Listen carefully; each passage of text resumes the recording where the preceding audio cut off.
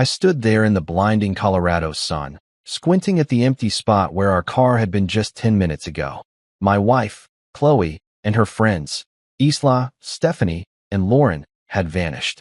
At first, I thought it was one of their stupid pranks. They were always doing stuff like this, pushing boundaries, testing how much I'd take before I snapped. 5 years of marriage, and I'd gotten used to their little games, the way they'd laugh at me, the way Chloe would join in instead of standing up for me. But this felt different.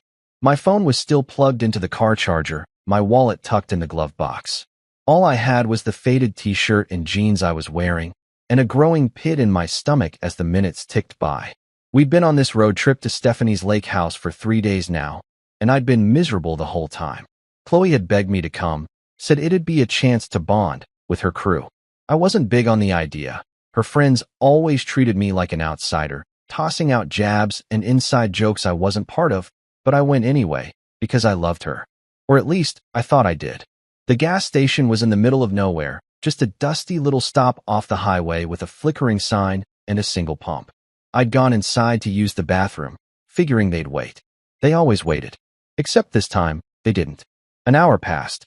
I paced the cracked pavement, kicking pebbles, telling myself they'd come back any second, tires crunching gravel, Chloe's voice calling out, "Gotcha."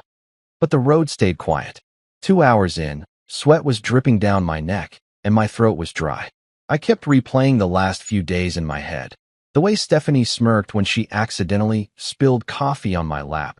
How Lauren whispered something to Chloe that made her giggle while glancing at me. How Isla just watched it all with that smug little grin. I should have seen it coming. They'd been building up to something, and I'd been too dumb to notice. A truck pulled up, its engine rumbling loud enough to shake me out of my thoughts. The driver, a big guy with a gray beard and a stained ball cap, leaned out the window. "You okay, buddy?" Been standing there a while.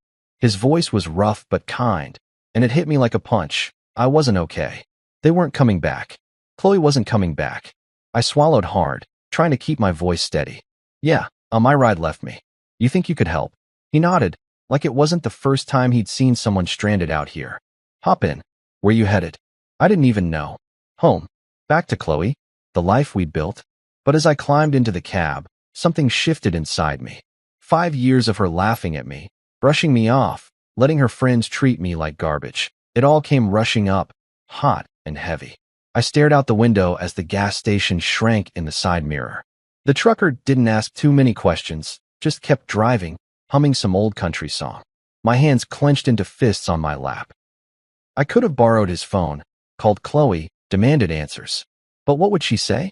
"It was a joke, babe. Don't be so sensitive." I'd heard it all before. Every time I complained about her friends, she'd roll her eyes and tell me I didn't get their humor. Maybe I didn't. Maybe I never would. But standing there alone, abandoned like some stray dog, I realized something. They didn't get me either. And Chloe? She'd picked them over me, again and again. The trucker dropped me off at a crossroad, pointing me toward Grand Junction, the nearest town. "Good luck, man," he said, tipping his cap. I nodded, my throat tight, and started walking. My shoes scuffed the dirt, the sun beating down on my head. No phone, no money, no plan, just me and the open road. Part of me wanted to turn back, to beg someone at the gas station to call her, to fix this. But another part, a louder part, kept pushing me forward. I was done being the punchline, done being the guy they laughed at. Chloe and her friends thought they'd won, thought they'd broken me. But as I trudged toward Grand Junction, a strange calm settled over me. They hadn't broken me. They'd set me free. I didn't know what was waiting for me in that town.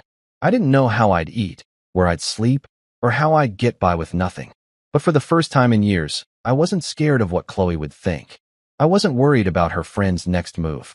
I was alone, yeah, but I wasn't helpless.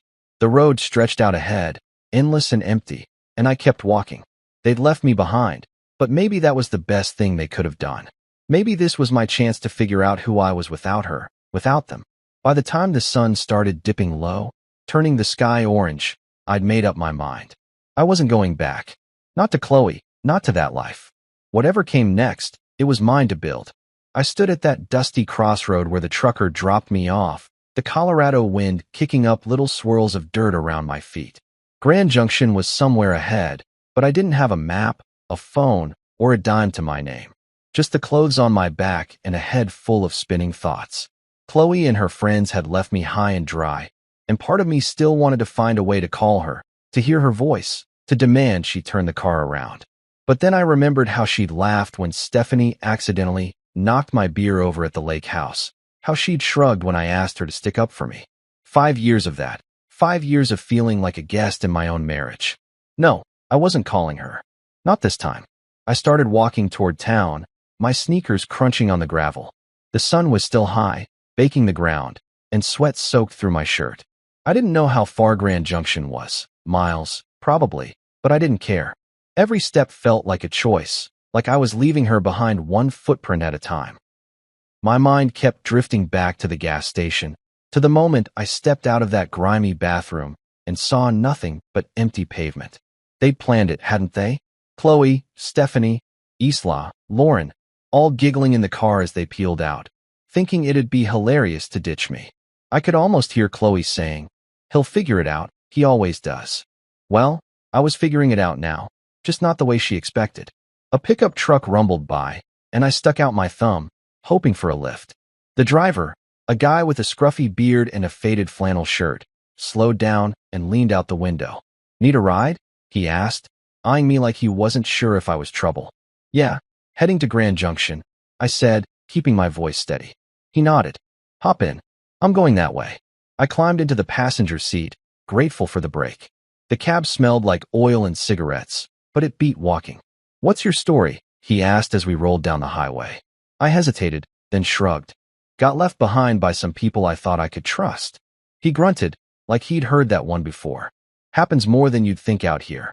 He dropped me off on the edge of Grand Junction, near a cluster of low buildings and a blinking traffic light. "Take care, man," he said, and drove off. I stood there, taking it in. A small town with a mix of old brick storefronts and newer chain stores. People going about their day like nothing was wrong. But everything was wrong for me. No wallet, no ID, no way to prove who I was. I needed help, and fast. I spotted a sign for a homeless shelter a few blocks down, a plain building with a cross painted on the side. My stomach twisted at the thought. Me in a shelter? But what choice did I have? Inside, it was dim and smelled like bleach and stale coffee. A guy behind the counter looked up. Roy, his name tag said. He was older, maybe 50, with a shaved head and a no-nonsense stare. "You lost or just broke?" he asked, sizing me up. "Both," I admitted, rubbing the back of my neck. "Got ditched out on the highway. No money, no phone, nothing." Roy didn't blink. "Happens. You got a name?" "Yeah. Mike," I said, figuring it was easier to stick to the truth for now. He handed me a clipboard with a form. "Fill this out. We'll get you a bed for the night. Tomorrow, we'll figure out the rest." That night, I lay on a cot in a room full of snoring strangers, staring at the ceiling. My mind wouldn't shut off. Chloe's face kept popping up, her voice, her laugh. I wanted to hate her, but part of me still ached for her to show up, to say it was all a mistake. But Roy's words stuck with me. "Tomorrow, we'll figure out the rest." He didn't mess around. The next morning, he sat me down with a cup of weak coffee and a plan. "You need ID to do anything. Job, bank, whatever. Takes time, but we'll start the process. Meantime, you need cash." I nodded, feeling useless. "Know anywhere hiring?" I asked. Roy smirked. "There's a diner down the street. Owner's a tough old broad named Jacqueline. Tell her I sent you." The diner was a squat little place called Jackie's, with red vinyl booths and a jukebox in the corner. Jacqueline was behind the counter, a wiry woman in her 60s with tattoos snaking up her arms and a voice like gravel. "Roy says you need work," she said, not even looking up from wiping the counter. "Yeah, I do," I replied, shifting on my feet. "Anything you got." She squinted at me, like she was trying to see through me. "Dishwasher quit yesterday. Pays crap. Hours are long. You steal from me, you're dead. Start now." I blinked, caught off guard, but nodded. "Okay, I'm in." She tossed me an apron, and just like that, I was scrubbing plates in the back, hot water soaking my hands. It wasn't much, but it was something mine. No Chloe, no friends laughing at me, just me and a stack of greasy dishes. Roy checked in later that week, helped me file for a replacement ID. "You're doing all right, Mike," he said, clapping me on the shoulder. I wasn't so sure, but I kept going. The shelter became my home, Jacqueline's diner my lifeline. I didn't call Chloe. Didn't even try. Every night, I fell asleep exhausted, but it was a good kind of tired. I was starting over, from nothing, and it felt like maybe, just maybe, I could make it work. I woke up on that cot in the shelter every morning with the same ache in my back, the same buzz of snores and coughs from the other guys around me. It had been a couple of weeks since Chloe and her friends ditched me at that gas station, and I was still getting used to this new life. Scrubbing dishes at Jacqueline's diner, sleeping on a borrowed bed, wearing clothes from a donation bin. My hands were raw from the hot water and soap, but I didn't mind. It kept me busy, kept my mind off her. Roy had been a rock, helping me navigate the mess of getting a replacement ID. Takes time, he'd said, handing me a stack of forms. But you'll get there. I nodded, grateful for his gruff kindness, and kept pushing forward. The diner was my world now. Jacqueline didn't mess around. She'd bark orders from the counter, her sharp eyes catching every mistake. Move faster, Mike, we ain't got all day, she'd yell, but there was no real venom in it. I worked double shifts whenever I could, piling up cash in a little envelope I stashed under my cot. My first paycheck wasn't much, but it was enough to buy a cheap prepaid phone from the gas station down the street.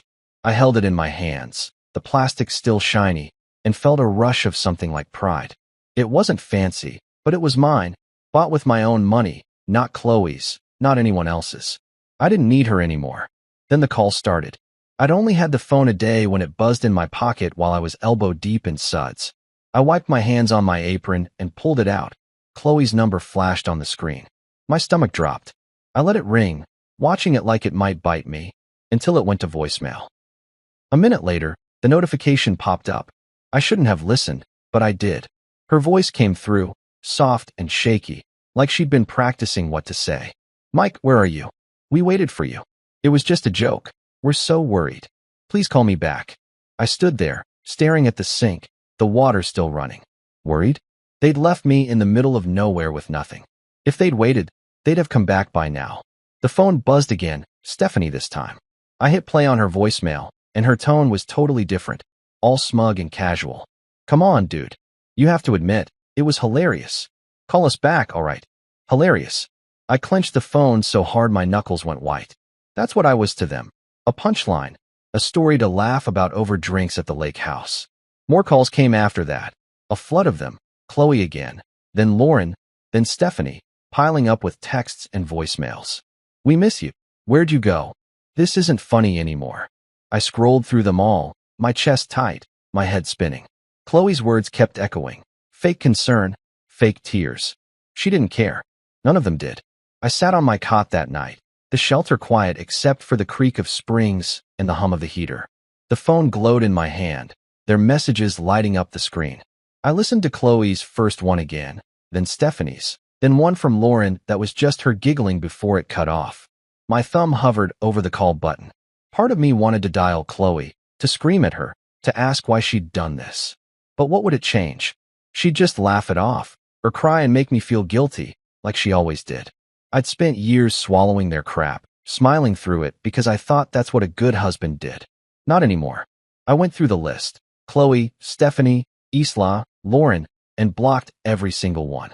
My fingers shook a little as I did it, but once it was done, the phone went silent. No more buzzing, no more lies. I leaned back against the wall, letting out a breath I didn't know I'd been holding. It felt like cutting a rope I'd been tangled in for years. They couldn't reach me now. They didn't get to decide how this ended. I did. The next day, I went back to the diner like nothing had happened, plunging my hands into the dishwater, letting the heat burn away the last of their voices in my head. Jacqueline noticed something was off, though. You're quiet today, she said, tossing me a rag to wipe down the counter. Trouble. I shrugged, not wanting to get into it. Just sorting some stuff out. She snorted. Long as it don't mess with my kitchen, sort of way. I smirked at that. She didn't care about my drama, just the job. It was refreshing. Roy checked in later, handing me a paper with a case number for my ID. Coming along, he said. You holding up? I nodded. Yeah, better than I thought. He clapped me on the shoulder and left me to it. By the end of the week, I'd saved enough to buy a second-hand jacket from the shelter's donation pile. Nothing fancy, but it kept the chill off. I walked back to my cot each night, The prepaid phone silent in my pocket and felt lighter. Chloe and her friends were gone, cut out like a bad habit. I didn't need their apologies or their excuses. I had work, a bed, a plan, small things, but they were mine. The ache was still there, sure, the sting of betrayal, but it was fading. Every dish I scrubbed, every dollar I tucked away, I was building something new, something they couldn't touch. And for the first time in a long time, I fell asleep without dreaming of her. I'd been at the diner for months now, and things were starting to feel steady. Not perfect, but steady. The shelter was still my home, but I'd saved enough to move into a tiny studio above a laundromat in Grand Junction. It wasn't much, just a single room with a lumpy mattress, a hot plate, and a bathroom so small I could barely turn around in it. But it was mine. No more cots, no more snoring strangers, just a key in my pocket and a door I could lock. Jacqueline had seen me busting my tail at the diner and bumped me up to prep cook, which meant more hours and a little more cash. I'd chop onions and peel potatoes in the back, the rhythm of the knife keeping my hands busy and my mind quiet. It was hard work, but it felt good, like I was earning something real. The nights were still tough, though. I'd lie on that creaky mattress, staring at the water stains on the ceiling, and Chloe would creep into my head. I'd see her smile, hear her laugh. Not the mean one she used with her friends, but the soft one she'd give me back when things were good, back before I became her punching bag. I'd wonder what she was doing, if she missed me, if she even cared. The loneliness hit hard sometimes, a cold weight in my chest that wouldn't go away. But then morning would come, and I'd drag myself out of bed, pull on my jacket, and head to the diner. No fear of her judgment, no cruel jabs from her friends. Just me, free to breathe, free to be. One night, after a long shift, I was messing around with my prepaid phone, bored and restless. I kept it simple, no contacts, no ties to the past, but curiosity got the better of me. I made a fake social media account, just a random name and no picture, and looked her up. Chloe's profile popped up, still public, still full of her perfect little life. There were pictures from the lake house trip, her and Stephanie posing by the water, Isla grinning with a drink in her hand. Then I saw it, a post about me. It was a photo of us from years ago, smiling at some picnic, and her caption hit me like a slap. Missing my love. I pray he finds his way back to me. I stared at it, my thumb frozen on the screen. Missing me? She hadn't even gone back for me. She'd driven off and left me to rot. I almost laughed, right there in that dingy apartment, the sound bouncing off the bare walls. It was so fake, so Chloe, turning herself into the victim, like I'd wandered off on my own instead of being abandoned. I scrolled through the comments, Stephanie saying, "He'll turn up, don't worry." Lauren chiming in with, "Sending you hugs." And my stomach turned. They were all in on it, playing this game like I was the bad guy. I clicked off the phone and tossed it onto the mattress, running my hands through my hair. She hadn't changed. None of them had. But I had. I wasn't the guy in that picnic photo anymore, the one who'd grin and take it while they tore me down. I was someone else now, someone they didn't know. The next day at the diner, I was quieter than usual, still chewing on what I'd seen. Jacqueline noticed, of course, she always did. "You look like someone kicked your dog," she said, sliding a plate of fries my way during a slow moment. I shrugged, picking at the food. "Just thinking too much." She raised an eyebrow, her tattooed arms crossed. "About what? That ex of yours?" I froze, surprised she'd guessed it. I'd never told her the whole story, just bits and pieces. "Yeah," I admitted. "Saw something online. She's acting like she's the one who got hurt." Jacqueline snorted, loud and sharp. "Sounds like a real piece of work. Good riddance, kid." I nodded, managing a small smile. She was right. Good riddance. Work kept me grounded. I'd dice vegetables, flip burgers when the cook needed a hand, wipe down counters, anything to keep moving. The diner had its regulars, folks who'd nod at me or leave a couple bucks on the table, and that felt good, like I was part of something. My hands were calloused now, my arms stronger from hauling crates and scrubbing pans. I'd catch my reflection in the diner's glass doors sometimes, tired eyes, messy hair, but a guy who was making it, one day at a time. Chloe's post faded from my mind, replaced by the clatter of plates and Jacqueline's gruff voice calling out orders. I stopped checking her social media after that.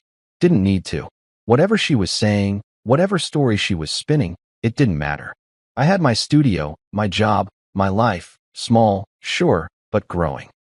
The loneliness still came around, especially on quiet nights when the laundromat downstairs hummed and rattled, but it wasn't as sharp anymore. I'd wake up to the smell of detergent drifting through the floorboards, pull on my boots, and head out into the cold morning air. No one was waiting to mock me. No one was rolling their eyes at my every word. I could just be Mike, plain, simple Mike, and that was enough. For the first time in years, I felt like I was standing on solid ground, not sinking in quicksand. Freedom wasn't loud or flashy. It was this, my key, my paycheck, my choice. And I wasn't giving it back. I'd been living above the laundromat for a while now, settling into a routine that felt like mine. Work at the diner, save my cash, sleep in my own space.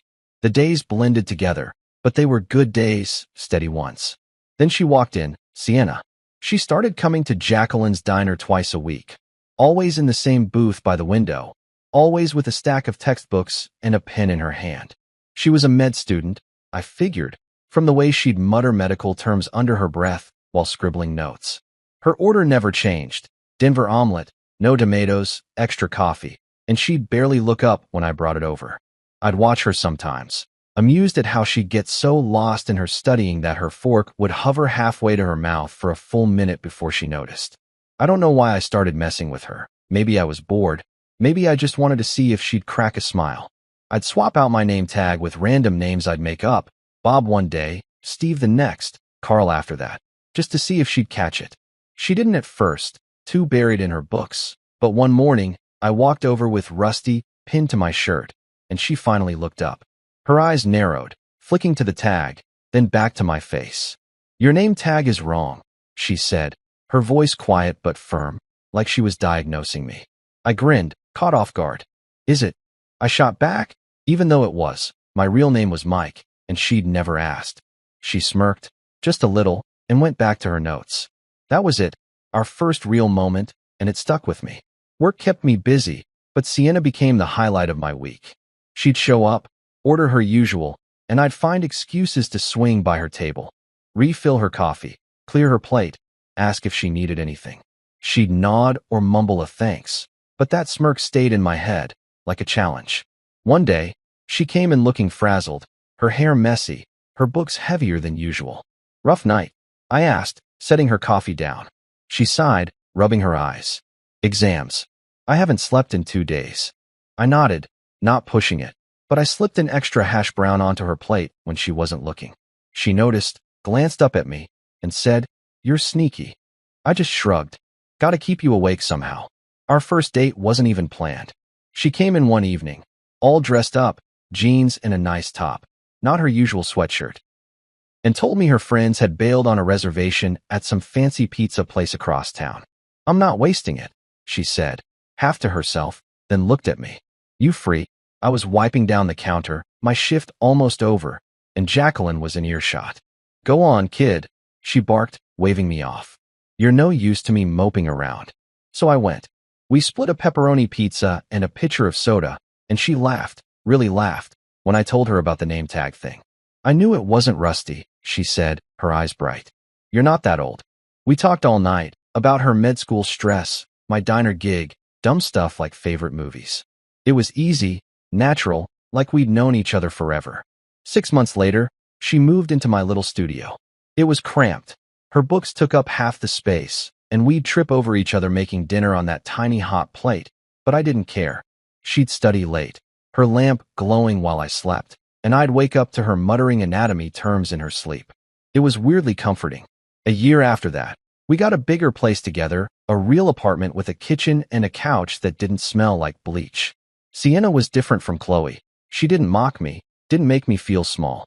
When I'd doubt myself, she'd just say, "You've got this." And somehow, I'd believe her. We'd cook together, watch old TV shows, argue over who left the dishes in the sink. It was simple, but it was ours. Meanwhile, Chloe wouldn't let go. She'd started emailing me, found my address somehow, probably from an old bill or something. The first one came a few weeks after Sienna moved in, popping up on my phone while I was chopping peppers at the diner. "Mike, I just want to know you're okay," it read. "I miss you." "We all do." I stared at it, my knife hovering over the cutting board. "Miss me?" She'd left me at a gas station with nothing, laughed about it with her friends, and now she missed me?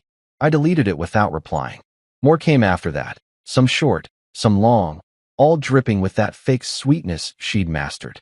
I messed up, I know. Please talk to me. I saw your grandma. She's worried. I'd read them, feel that old ache in my chest, then hit delete. Sienna caught me once, frowning at my phone. Who's that? She asked. Nobody, I said, and she didn't push. She didn't need to. I wasn't going back. Life with Sienna was good, better than I'd thought I deserved. The diner was humming, my hands were steady, and Chloe's emails were just noise I could tune out. I'd built something new, something solid, and every day with Sienna proved it. She'd tease me about my cooking, I'd laugh at her terrible singing, and we'd fall asleep tangled up on that secondhand couch. Chloe could write all she wanted. I didn't know her a damn thing. My world was here now, with Sienna, and I wasn't letting go. I stood in the kitchen of Jacqueline's diner, flipping a burger on the grill, the sizzle filling the air as grease popped against my apron. Things had been good. Better than good, really. Sienna and I were settled in our new apartment, a step up from the cramped studio above the laundromat. It had a real bedroom, a stove that didn't smoke, and a window that let in actual sunlight. Life felt solid, like I'd finally climbed out of the hole Chloe and her friends had left me in. Work was steady too. I'd been at the diner long enough that Jacqueline trusted me with more than just dishes and prep. She'd started leaning on me, barking less and nodding more when I got things done right. That day, though, she called me over to the counter during a slow stretch, her sharp eyes locked on me like she had something big to say. Mike, she said, wiping her hands on a rag, you're not half bad at this. I smirked, thinking she was joking, but her face stayed serious. I'm opening a second spot across town, smaller joint, but mine. Need someone to run it. You in? I froze, spatula in hand, the burger sizzling behind me. Me? Run a diner? I'd gone from scrubbing plates to cooking, sure, but managing a whole place? You serious? I asked, my voice rougher than I meant it to be. She snorted. Do I look like I'm kidding? You've got the chops. Work hard, don't steal, don't whine. Say yes or no. My head spun. A year ago, I'd been dumped at a gas station with nothing. Now I was getting offered this. I almost said no, convinced it was some trick, like Chloe's pranks all over again. That night, I sat on our couch, Sienna's and mine, staring at the TV without really watching it. She came home from a late study session, dropping her bag by the door, and saw me just sitting there. What's up? She asked, kicking off her shoes. I told her about Jacqueline's offer, my voice low, like saying it out loud might jinx it. She wants me to run her new diner. Me in charge. Sienna plopped down next to me, her knee brushing mine. And you're thinking about turning it down? She said, reading me like always. I shrugged, rubbing my neck. I don't know. What if I screw it up? She grabbed my hand, her grip firm. You're already running that place half the time, helping with orders, fixing stuff when she's yelling at someone else. Just make it official. You've got this. Her words hit me hard, like a shove I didn't know I needed. She didn't doubt me, not for a second, and that felt new, strange, good. Chloe would have laughed, said something like, you? A boss? And her friends would have piled on. But Sienna just looked at me, steady and sure, and I nodded. Okay, I'll do it. She smiled, that small one I loved, and leaned her head on my shoulder. Good. Now stop moping. We've got dishes to do. I laughed, the weight lifting a little, and we washed plates together, her humming some off-key song while I splashed water at her.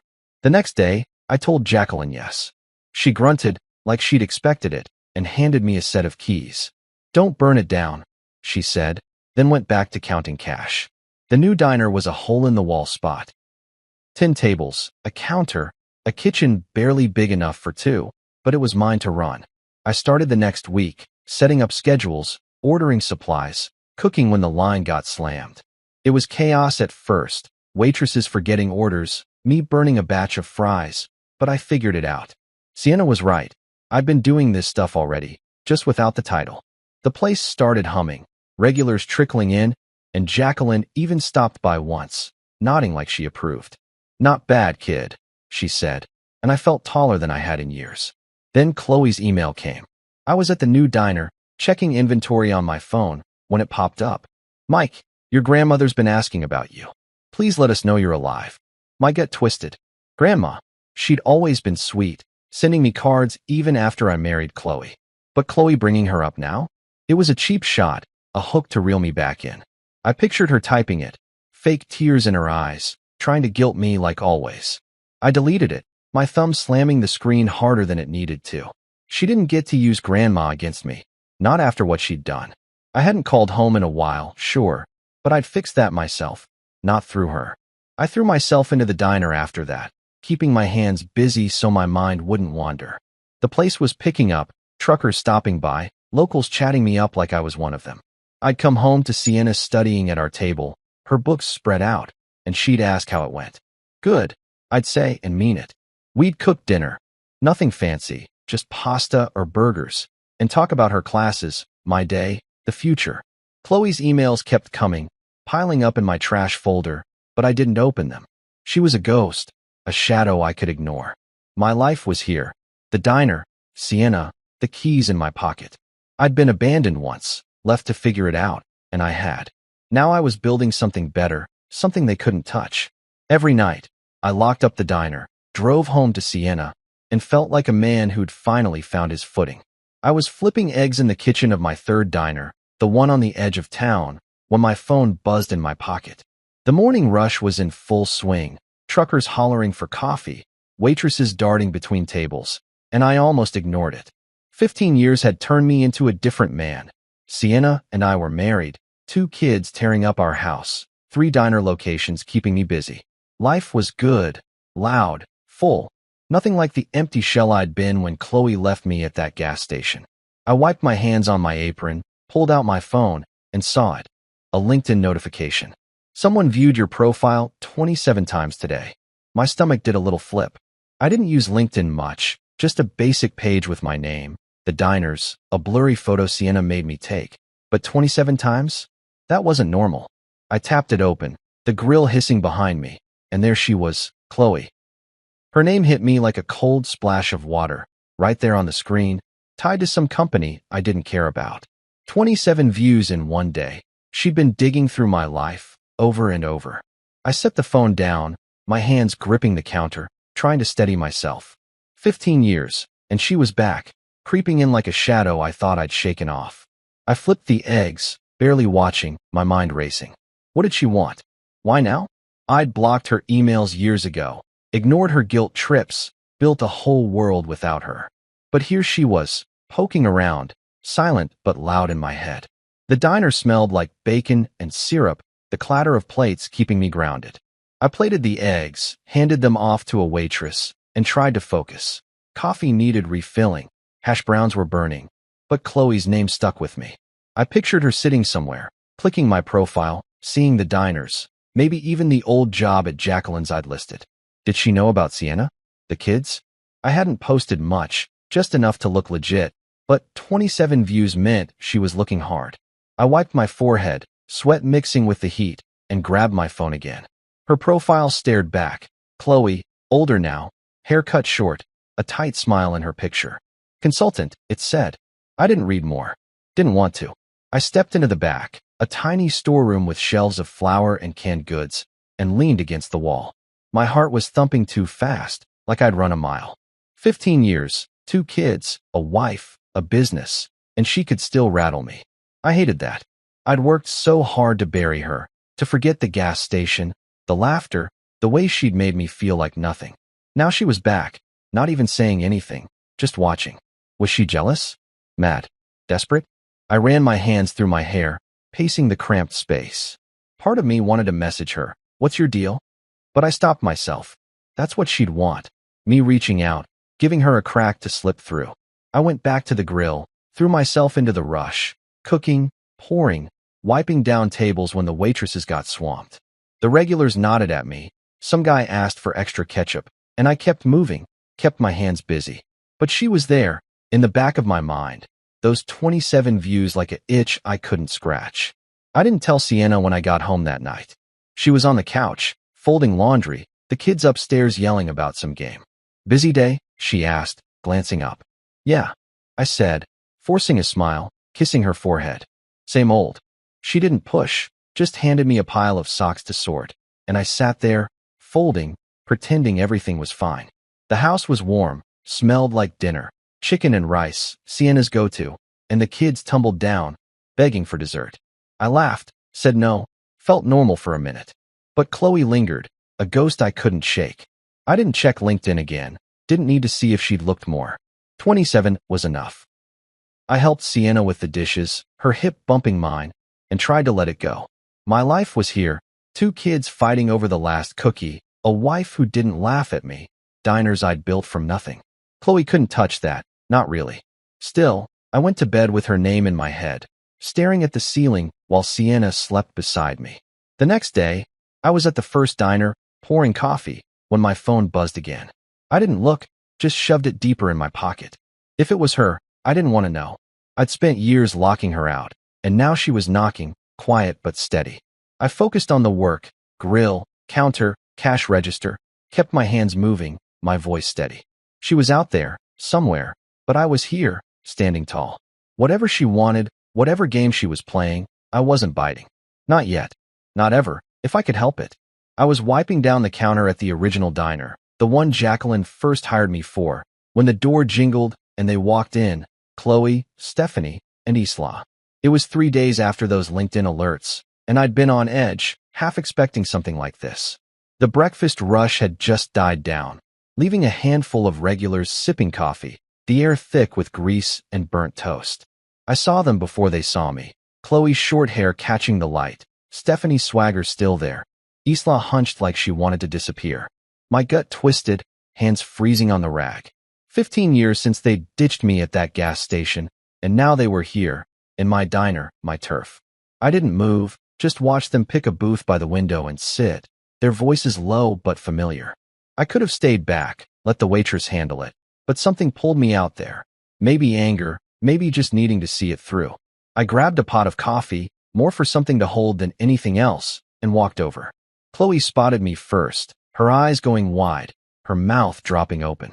"Oh my God, it's you," she said, her voice shaky, like she hadn't rehearsed it. Stephanie leaned back, smirking like always. "Hey, look at you, big shot." Isla glanced up, then down fast, her hands fidgeting with the menu. I stood there, coffee pot in hand, looking at them. Older, worn, desperate in a way I didn't expect. "What do you want?" I asked, keeping it short, my voice harder than I felt. Chloe shifted, leaning forward, her fingers twisting together. "Mike, can we talk? Please." I didn't sit, didn't soften. "I'm working. Talk." She swallowed, glancing at Stephanie for backup, then started. We need your help." It spilled out. Her life had crashed. Her artsy little business went under. Her marriage, some guy I didn't know, fell apart, and she was broke, begging now. Stephanie jumped in, casual like it was no big deal. "You're doing all right? 3 diners? We just need a hand. For old times." Isla nodded, barely audible. "Just a little help." I listened, letting it sink in. Chloe's sob story, Stephanie's charm, Isla's guilt. They'd planned this, tracked me down, thought I'd roll over. I stood there, coffee pot still hot in my grip, watching them squirm. Chloe's eyes got wet, Stephanie's smirk twitched, Isla shredded the edge of her menu. I remembered her LinkedIn stalking, 27 views, then showing up here, thinking I'd cave because I used to. "Wait here," I said, turning away. I walked to the office, a cramped box with a desk and a stack of receipts, my boots heavy on the floor. They wanted money. After leaving me with nothing, laughing about it, they thought I'd just hand it over. I sat down, the chair creaking, and stared at the wall. My hands shook a little, not from fear, from anger. I could have yelled, thrown them out, but I didn't. I grabbed an envelope, wrote a check, and headed back. They were still there, whispering, heads snapping up when I walked over. I dropped the envelope in front of Chloe, watching her fingers snatch it up, her face lighting up for a second. She opened it. $73.50, the exact cost of a Greyhound ticket from Grand Junction back home, 15 years ago. Her smile crashed, her breath catching. Stephanie grabbed it, glaring. "What the hell is this?" she snapped. I leaned in, my voice low, steady. "That's what it would have cost me to get back to you that day. I didn't. You don't get more than that." Chloe's mouth opened, no sound coming out. Stephanie shoved the check at me. "You're a jerk, Mike. After everything." I cut her off. "After everything? You left me. You laughed. This is me being generous." Isla flinched, her hands balling up, but she didn't speak. I straightened, looking at them. Chloe pale, Stephanie fuming, Isla shrinking. "It's time to leave," I said, loud enough for the diner to hear. "Don't come back." I turned, walked to the counter, my heart pounding but my steps sure. The waitress hovered, unsure, but I waved her off. "They're done," I said, grabbing a rag to wipe my hands.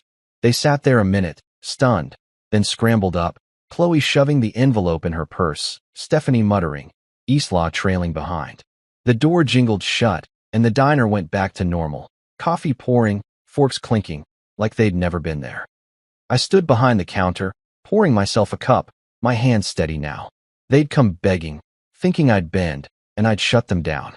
It wasn't loud or messy, just cold, final. I sipped the coffee, bitter on my tongue, and watched the regulars chat, oblivious. Chloe's tears, Stephanie's anger, they didn't matter. I'd given them what they'd given me, just enough to walk away. The diner hummed around me, my diner, my life, and they were gone. I finished my shift, locked up, and drove home, the weight lifting with every mile. They'd tried, and they'd lost. That was it. I leaned against the diner's front window, the glass cold against my arm, watching Chloe, Stephanie, and Isla out in the parking lot. They'd just stormed out after I handed them that $73.50 check. Bus fare from Grand Junction, nothing more. And now they were at it, arguing like kids caught stealing.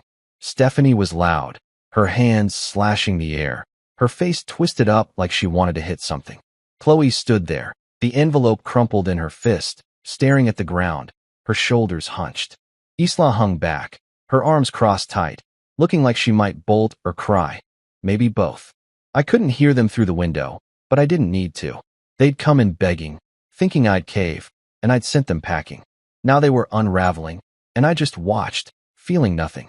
The sun was low, painting the lot orange, their shadows stretching long across the gravel. Stephanie jabbed a finger at Chloe, her mouth moving fast, probably blaming her for dragging them here, for screwing it up. Chloe shook her head, slow and tired, then shoved the check into her purse like it was trash. Isla shifted, glancing at the diner, her eyes catching mine for a second before darting away. I didn't move, didn't blink, just stood there, my coffee mug cooling on the counter behind me. They could fight all day out there. It didn't touch me. I'd given them what they deserved, closed the book on 15 years of their garbage, and that was that. I turned away, grabbing the mug and taking a sip. Cold now, bitter, but I didn't care. The diner was quiet, just a couple of regulars lingering over pie, the jukebox humming some old tune. I wiped down the counter, slow and steady, letting the rag soak up the day.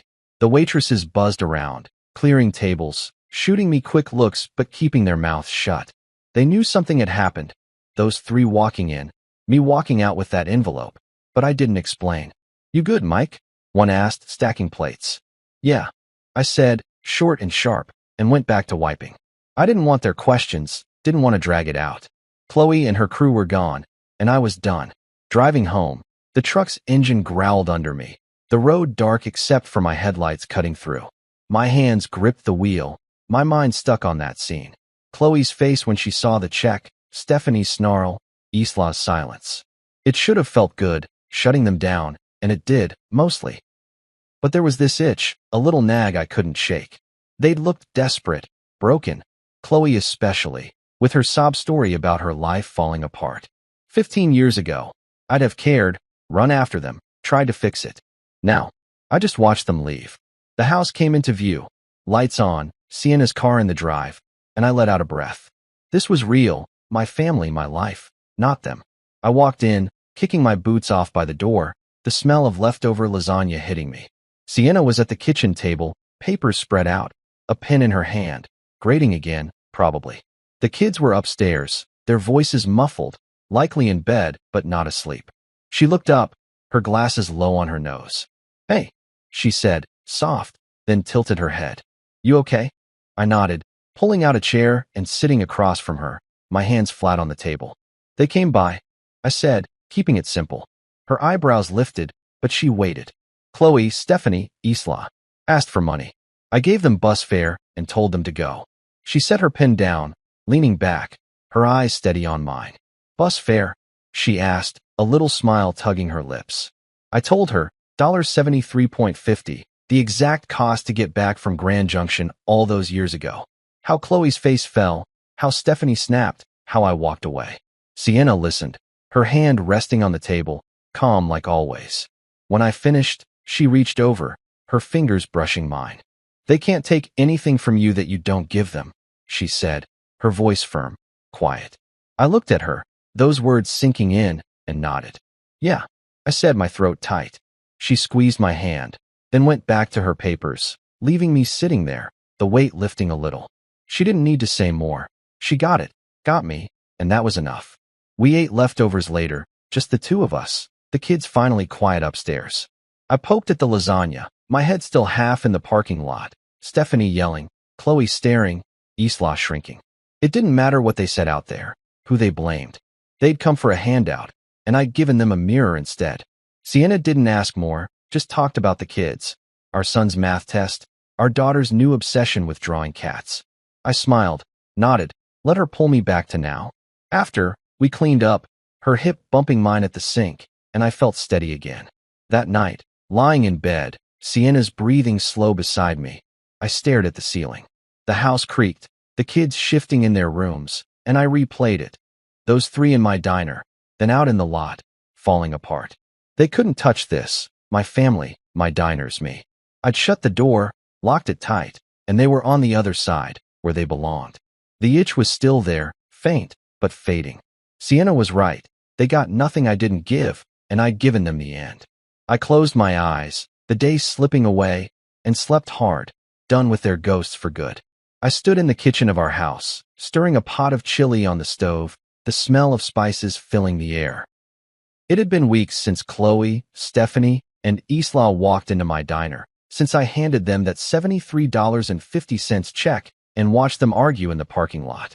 I hadn't seen them since, not a call, not an email, not even a whisper on LinkedIn. They were gone, really gone this time, and I felt it, a quiet that settled deep, like a storm finally passing. Life rolled on. Sienna grading papers at the table, the kids chasing each other around the backyard, the diners humming with regulars. It was mine, all of it, and they couldn't touch it. I'd stopped looking over my shoulder, stopped waiting for the next knock. The chili bubbled, steam rising, and I tasted it. Needed more salt, maybe a kick of pepper. Sienna glanced up from her stack of tests, her glasses slipping down her nose. Smells good, she said, smiling that small smile I loved. Better be. I shot back, grinning, and she laughed, soft and easy. The kids burst in from outside, our son waving a muddy stick, our daughter yelling about a bug she'd found. Out, both of you, wash up. I barked, pointing to the sink, and they groaned but obeyed, splashing water everywhere. It was chaos, loud and messy, but it was ours. Chloe's face, those tears she'd tried to sell me, faded a little more every day, replaced by this. Work was good too. I bounced between the three diners, flipping burgers, checking stock, joking with the waitresses. The regulars knew me now. Old Tom with his coffee, the trucker who tipped big, the lady who always asked for extra napkins. They'd nod, say, "Hey, Mike," and I'd nod back, feeling like I belonged. Jacqueline stopped by the first diner one morning. Her tattoos faded, but her glare still sharp. "You didn't screw it up," she said, looking around, then clapped my shoulder and left. High praise from her. I laughed to myself, pouring coffee for a table, and thought about how far I'd come, from a gas station nobody to this. I didn't check on Chloe anymore. No fake social media accounts, no late-night scrolls. I'd done that once, years back, seen her play the grieving widow, but now? I didn't need to know. She was out there, somewhere, living whatever life she'd made after her business tanked, her marriage crumbled. Stephanie, and Isla too, maybe still mad, maybe still blaming her. It didn't matter. They'd come begging, and I'd shut the door. That $73.50 check was the last thing I'd ever give them. Just enough to walk away, like they'd left me to do. I didn't feel bad, didn't feel guilty. I felt free. Sienna and I took the kids to the park that weekend, a crisp fall day with leaves crunching under our boots. Our son ran ahead, kicking a ball, while our daughter clung to my hand, pointing at every squirrel. Sienna walked beside me, her arm brushing mine, and we didn't say much, just watched, breathed, lived. I thought about Chloe for a second, her showing up, her voice cracking, and let it go. She couldn't take this from me, couldn't even come close. I'd built it all without her, despite her, and it was better than anything she'd ever offered. You're quiet, Sienna said, nudging me. Just happy, I replied, and she squeezed my hand, knowing I meant it. Back home, we ate the chili, too spicy, the kids complained, but they shoveled it down anyway. I sat at the table, watching them bicker over the last roll, Sienna rolling her eyes at their noise. This was it, the best revenge, if you could call it that. Not some big fight, not rubbing it in their faces, just living well, living real. Chloe wanted me to break, to crawl back, and I hadn't. I'd walked away from that gas station, from her, and kept going. Roy at the shelter, Jacqueline's diner, Sienna's laugh, these kids. Every step was mine, every piece earned. They'd lost, not because I'd beaten them, but because I'd stopped playing their game. The days kept rolling, school runs, diner shifts, quiet nights with Sienna on the couch. I didn't look back, didn't need to. Chloe was a memory, a shadow that couldn't reach me anymore. I'd see her sometimes, in a flash, her smirk, her tears, but it didn't stick. I'd turn the radio up, flip a burger, hug my daughter, and she'd fade. The diners thrived, the kids grew, Sienna and I argued over dumb stuff like whose turn it was to mow the lawn. It was simple, messy, perfect. I'd wake up early, make coffee, stand in our kitchen looking out at the yard, and feel it. Peace, deep and steady. One night, after the kids were in bed, I sat on the porch, a beer in my hand, the air cool against my skin. Sienna came out, wrapped in a blanket, and sat beside me. "What's on your mind?" she asked, her voice soft. I took a sip, staring at the stars. "Nothing," I said, then smiled. "Everything." She leaned her head on my shoulder, and we sat there, quiet, together. Chloe was gone, really gone, and I was here whole. The best revenge wasn't revenge at all. It was this, right now, a life so good I didn't need to prove anything. I'd made it, and that was enough. I showed up to my wife's law school graduation party that I paid for, only for the venue to be closed. I called my wife. She said the party ended 2 hours ago. I guess I didn't want you there. Then I saw my wife's post on her social media, thanking her office lover for sponsoring her education. So I walked away, quietly canceled every payment, and sold my 90% stake in her new boyfriend's company, $157 million worth. Minutes later, my phone lit up with 156 missed calls, and someone showed up at my door. So there I was, cruising down Fifth Avenue in my Tesla Model S, feeling pretty damn good about myself. Tonight was supposed to be the night, Leah's law school graduation party at that swanky venue in downtown Manhattan that cost me more than most people's annual salary. 48 grand for one night, plus premium everything, because my wife had champagne tastes and zero understanding of budgets. Not that it mattered to me. Hell, I'd have paid double just to see her face light up when she walked into that place. The jazz trio she'd handpicked was probably warming up right about now, and the catering team was likely putting the finishing touches on those ridiculous gold-leafed appetizers she'd insisted on. "It's a once-in-a-lifetime celebration," she'd said, batting those gorgeous brown eyes at me. We needed to be perfect, and like the lovesick fool I apparently was, I nodded and pulled out my black Amex without hesitation. Traffic was surprisingly light for a Friday evening in Manhattan, which should have been my first red flag. Usually, getting to downtown venues during peak hours is like trying to navigate through molasses while being attacked by angry cab drivers. But tonight, smooth sailing. Almost too smooth, if you catch my drift. I pulled up to the venue and immediately knew something was off. The place was darker than my ex-mother-in-law's soul. No valet, no warm lighting spilling onto the sidewalk, no sounds of celebration echoing from inside. Just silence and shadows. My gut started doing this annoying little dance it does when things are about to go sideways. I parked and walked up to the main entrance, my Italian leather shoes clicking against the pavement like a countdown timer. The doors were locked tight. Not just "we're running late" locked, but "nobody's been here for hours" locked. I pressed my face against the glass, cupping my hands to block out the streetlight glare. Empty. Completely, utterly, soul-crushingly empty. My phone was already in my hand before my brain fully processed what I was seeing. Speed dial number 1, Leah. straight to voicemail. Her voice, all bright and cheerful. Hi, you've reached Leah? I'm probably too busy being awesome to answer right now, so leave a message and I'll get back to you when I can. Even her voicemail was cocky. I should have seen the warning signs years ago. I tried again. And again. On the fourth attempt, she finally picked up. Oh, hey babe. Her voice was light, almost musical. There was background noise, laughter, clinking glasses, the kind of sounds you'd expect from a party in full swing. Leah, where are you? I'm at the venue, and it's completely dark. The doors are locked. A pause. Then that laugh, the one I used to think was adorable, but now sounded like nails on a chalkboard. Oh, the party ended 2 hours ago. I guess I didn't want you there. The words hit me like a freight train carrying a cargo of what the actual hell. What do you mean you didn't want me there? I paid for the entire thing. I know, and it was beautiful. Everyone had such a wonderful time. The jazz trio was perfect, by the way. Great choice. Her voice was so casual, so matter-of-fact, like she was discussing the weather or commenting on a nice restaurant meal. Leah, this is insane. You can't just... Click. She hung up on me. Actually hung up.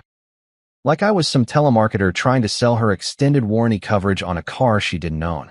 I stood there on the sidewalk, staring at my phone like it had personally betrayed me. Cars were whooshing by.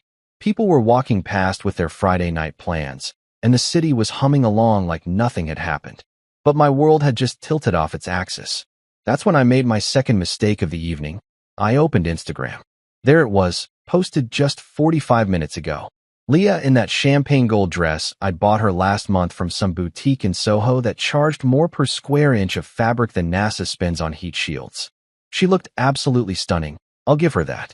Her dark hair was perfectly styled, her makeup was flawless, and she was glowing with happiness. She was also kissing Dominic Kane. Dominic fucking Kane. Her senior partner at the law firm, the guy she'd talked about constantly for months. Oh, Dominic thinks this, and Dominic suggested that. And Dominic is such a brilliant legal mind. I'd started calling him Dominic this, Dominic that in my head months ago, because his name came up in every damn conversation. But here's the real kicker, the caption under the photo. Couldn't have done it without you, my sponsor through law school, Red Heart. My sponsor. My fucking sponsor. I'd paid every penny of her tuition for 3 years. I'd covered her rent, her car payments, her shopping sprees, her girls' trips to Miami and Napa Valley. I'd been her walking ATM for our entire relationship, and she was thanking Dominic for sponsoring her through law school, the guy who'd probably never paid for anything more expensive than her Starbucks order.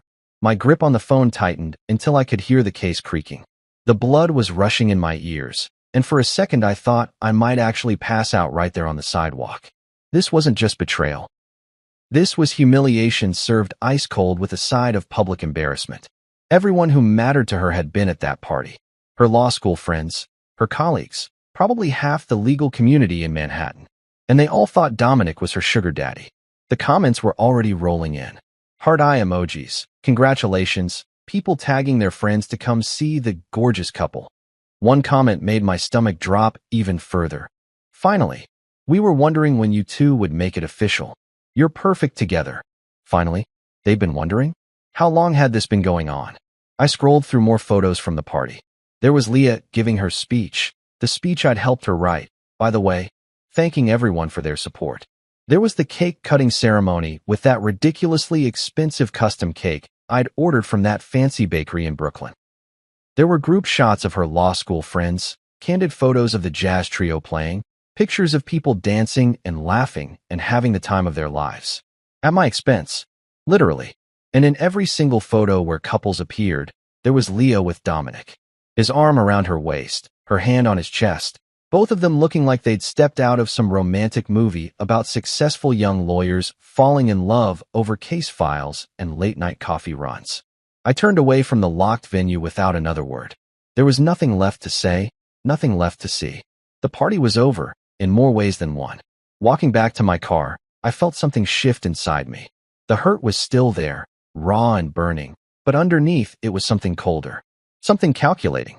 Leah thought she was so clever, pulling off this little switcheroo.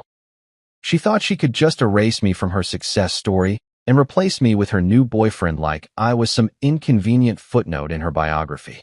But here's what my dear wife didn't know. and what was about to become very, very important. I don't just throw money around randomly.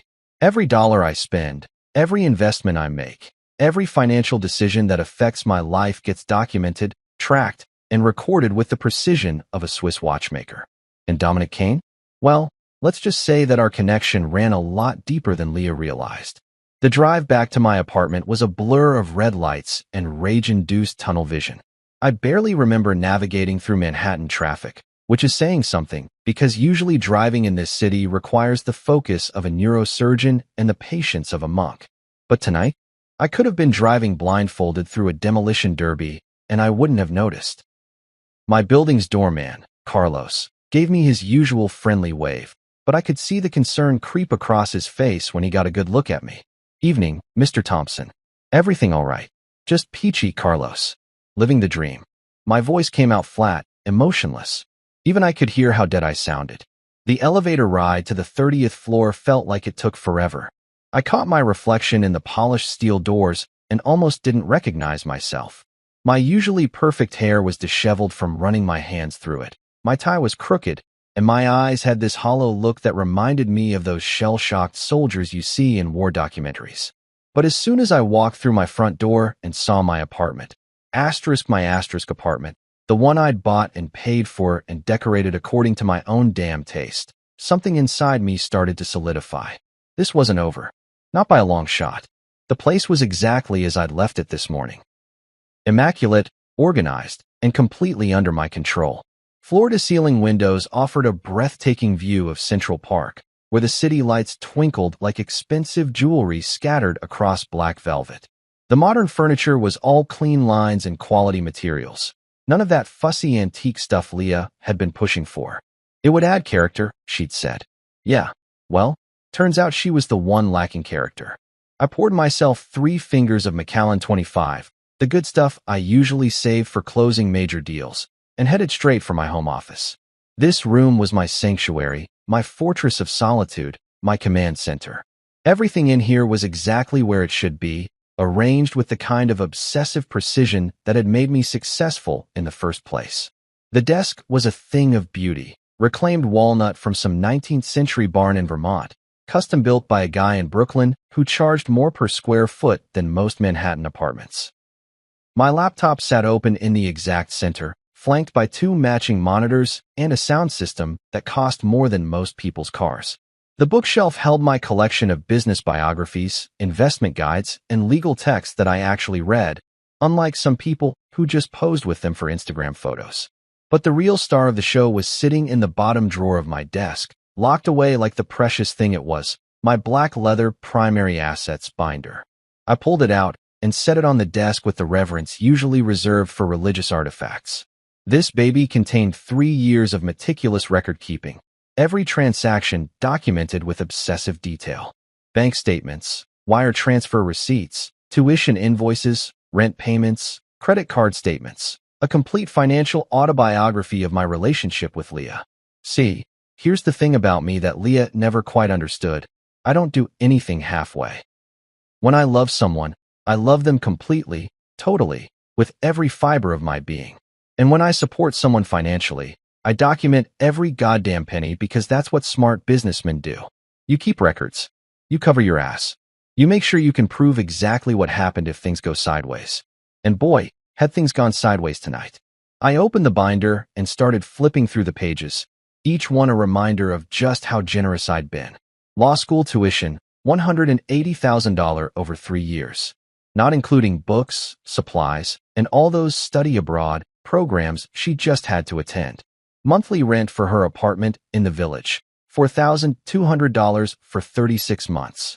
Car payments on that BMW she'd claimed was essential for networking, another $800 monthly. Shopping allowances, vacation expenses, restaurant bills that could feed a small village in most countries. The numbers were staggering, even to me. I'd been Leah's personal Bank of America, dispensing cash with the generosity of a drunken lottery winner. And she'd repaid me by making out with her boss at a party I'd funded, then publicly crediting him as her sponsor. But here's where it gets interesting, and where Leah's complete ignorance of my business dealings was about to bite her in her perfectly sculpted ass. About 18 months ago, she'd come to me with this sob story about Dominic. Poor guy was struggling to get his legal consulting firm off the ground. He had big dreams, but no capital. His family had cut him off financially after some falling out over his career choices. He was brilliant, according to Leah, but just needed someone to believe in him.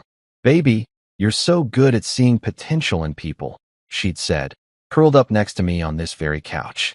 "Dominic has this amazing vision for revolutionizing corporate legal services. He just needs someone with your business sense to help make it happen." She'd batted those long eyelashes and given me that smile that used to make my knees weak. "Maybe you could meet with him?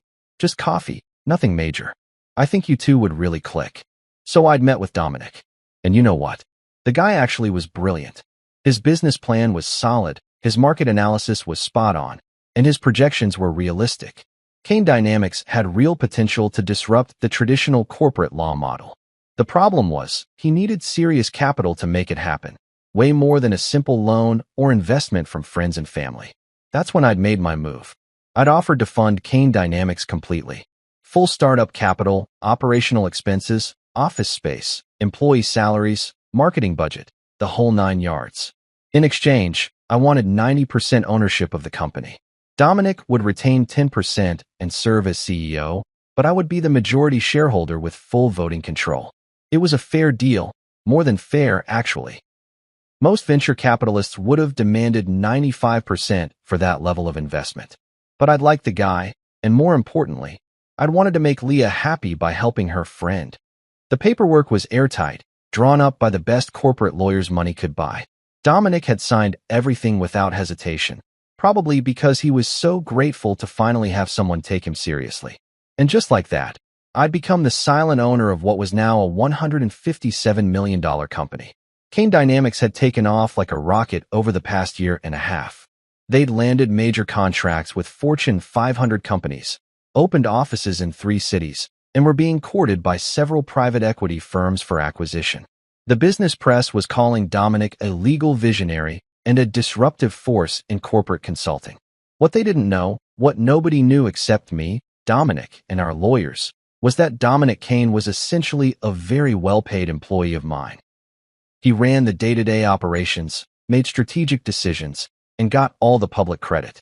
But at the end of the day, I owned that company lock, stock, and barrel. And now, sitting in my office with that Instagram photo burned into my retinas, I realized I had something much better than hurt feelings. I had leverage. I opened my laptop and navigated to the private equity exchange where Kane Dynamics shares could be traded among qualified investors. The current market value, $174.4 million. My 90% stake, worth approximately $157 million. Give or take a few million depending on market fluctuations. There were already 3 serious acquisition offers pending in my inbox. 2 private equity firms and 1 major consulting conglomerate, all offering premium prices for immediate sale. I could liquidate my entire position tonight if I wanted to. Just click a few buttons and walk away with enough money to buy a small island somewhere. The irony was almost too perfect. Leah thought she was so clever, crediting Dominic as her sponsor in that Instagram post. She had no idea that her precious Dominic was essentially my employee, that his entire success story was built on my investment, that his brilliant legal mind was only able to flourish because I'd given him the financial foundation to do it. I leaned back in my chair and took another sip of whiskey. The burn felt good, clarifying. For the first time since I'd seen that locked venue door, I was starting to feel like myself again. Not the hurt, betrayed husband who'd been made a fool of in front of half of Manhattan's legal community, but the calculating businessman who'd built his own fortune by staying 3 steps ahead of everyone else. Leah wanted to play games. She wanted to rewrite history and pretend I'd never existed. She wanted to humiliate me publicly while building her new romance on the foundation I'd provided. Fine. Game on. But this was going to be played by my rules now. You know that feeling when you're standing at the edge of a cliff, and there's this moment where you could either step back to safety or take the leap into the unknown. That's exactly where I was sitting at 2:47 a.m., staring at my laptop screen with the cursor hovering over buttons that would change everything. The Macallan had done its job. The sharp edges of my anger had smoothed into something much more dangerous. Cold, calculated fury. I'd spent the last 4 hours going through every financial connection I had to Leah's perfect little life. And let me tell you, the web was more extensive than a conspiracy theorist's corkboard. But I'm a methodical guy. You don't build a multi-million-dollar portfolio by making rash decisions, even when your cheating wife has just served your dignity on a silver platter to half of Manhattan's legal elite. So I started small, with the arteries that fed her lifestyle before moving on to the major organs. First up, the graduation party vendors. My fingers flew across the keyboard as I logged into my business banking portal. The venue payment? Canceled, with a dispute filed citing services not rendered as agreed. The catering company? Same treatment. The jazz trio she'd handpicked? Their check was getting stopped faster than a teenager trying to use a fake ID at a liquor store. Now, technically, the services had been rendered, just not to me, since I'd apparently been persona non grata at my own wife's celebration. But that's the beautiful thing about contract law. There's always an out if you know where to look. The venue contract specifically stated that the event was for Mr. and Mrs. Thompson's celebration. And since Mr. Thompson hadn't been invited, the terms had been materially breached. I could practically hear the phone calls that would be happening in a few hours. Venue managers scrambling to explain to their bosses why they'd hosted a party without getting paid. Caterers wondering how they were going to explain the bounced check to their suppliers. The jazz trio probably wouldn't even notice until they tried to deposit their payment next week. But when they did, it was going to be a fun conversation. Next on the chopping block, Leah's corporate American Express card. This one was particularly satisfying because I'd set it up as an authorized user account under my primary business credit line. The monthly limit was $15,000, which she routinely maxed out on everything from designer shoes to those ridiculous $200 facials she claimed were essential for professional networking. With a few C, her Uber account was linked to that card. Her seamless orders, her Amazon Prime shopping sprees, her monthly subscription to that boutique gym in Soho, where she did more socializing than working out. All of it was about to come to a screeching halt the next time she tried to make a purchase. Then came the big one, her final semester tuition reimbursement. See, here's something most people don't know about law school financing. A lot of students pay their final semester tuition up front and then apply for various reimbursements and grants after graduation. It's like getting a tax refund, except the check is usually around $35,000, and it comes from the school's financial aid office rather than the IRS. Leah's reimbursement had been processed yesterday. I'd gotten the notification email while I was driving to the party venue. $37,000 for $112, direct deposited into the joint checking account I'd set up for her education expenses. The same account where I was listed as the primary holder.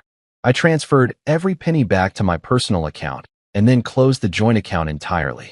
The transaction history would show exactly what had happened, but by the time Leah figured it out, the money would be long gone and the account would be a memory. But that was all just foreplay. The main event was Kane Dynamics. I pulled up the private equity exchange again and stared at the numbers. The company I'd built, because let's be honest, that's exactly what I'd done, was valued at $174.4 million as of market close. My 90% stake was worth more than some small country's GDP. And sitting in my inbox were 3 acquisition offers that would turn my investment into enough cash to retire tomorrow if I wanted to. The first offer was from Meridian Capital, a Boston-based private equity firm that specialized in legal service acquisitions. They were offering $180 million for a complete buyout, which represented a 3.2% premium over current market value. Not bad, but not spectacular. The second offer came from Goldman Sachs' private wealth division, representing an unnamed client who wanted to acquire Kane Dynamics as part of a larger legal services consolidation play. Their offer was $185 million, plus a potential earn-out clause that could push the total to $200 million if certain performance metrics were met over the next 2 years. But the third offer, that was the one that made me smile for the first time all night. Blackstone Legal Partners, the same firm that had been trying to poach Dominic for the past 6 months, was offering $195 million for an immediate acquisition, with the stipulation that all current management would be retained for a minimum of 2 years. They wanted to buy Kane Dynamics specifically to get Dominic, not realizing that Dominic was essentially just an expensive employee who could be replaced at my whim. The irony was so thick you could cut it with a knife.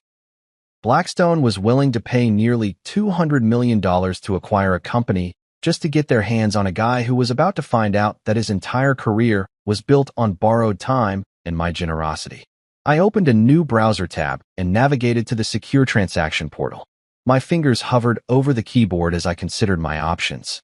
I could accept the Blackstone offer and walk away with enough money to never work again. Or I could accept one of the other offers and watch Dominic's world crumble when his new corporate overlords decided they didn't need his services after all. But then I remembered that Instagram photo. Leah's lips on his, her hand on his chest, that caption thanking him for being her sponsor through law school.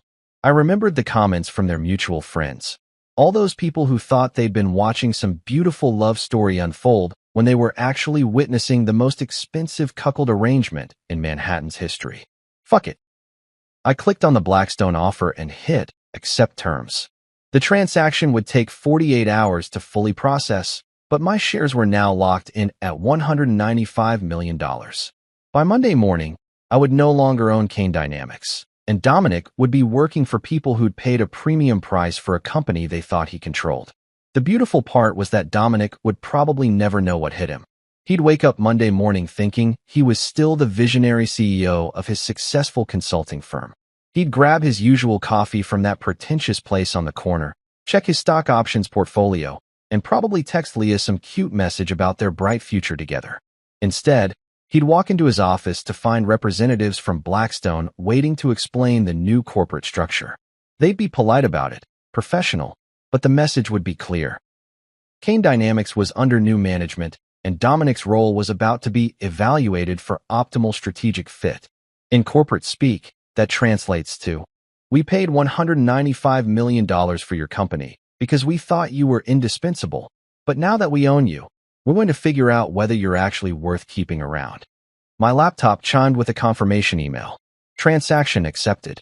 Funds would be available for transfer within 2 business days.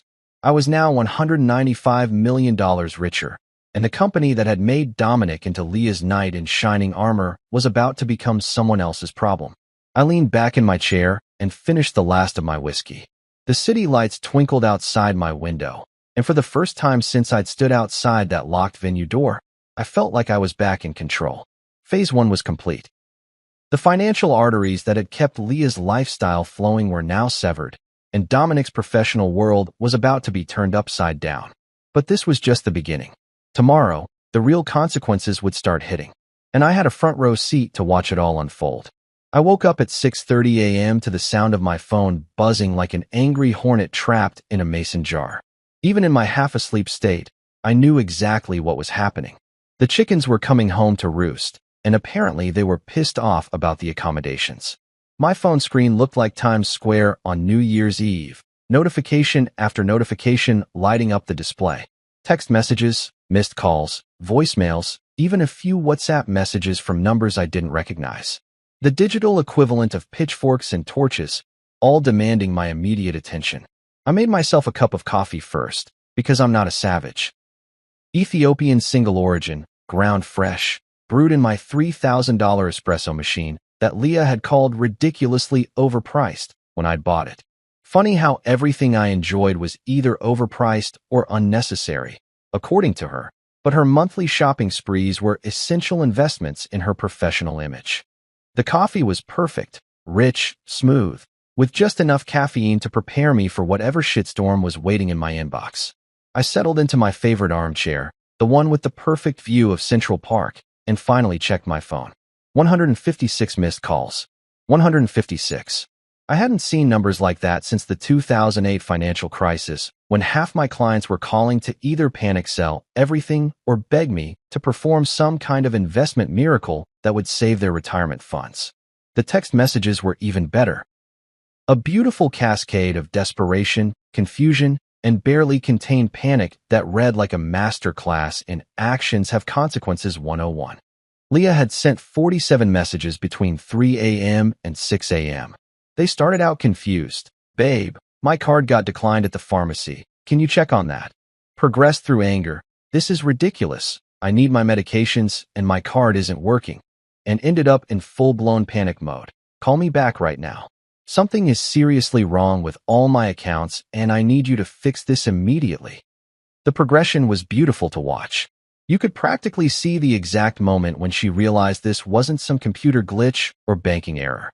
The timestamp on message 32 was 4:47 a.m., probably right around when she called her bank and discovered that her account had been closed by the primary account holder. That would be me, in case anyone was keeping score. Dominic's messages were more professional but equally frantic. As a lawyer, he at least understood the concept of documentation, so his texts read like evidence for a future court case. Michael, there seems to be an issue with Kane Dynamics operational accounts.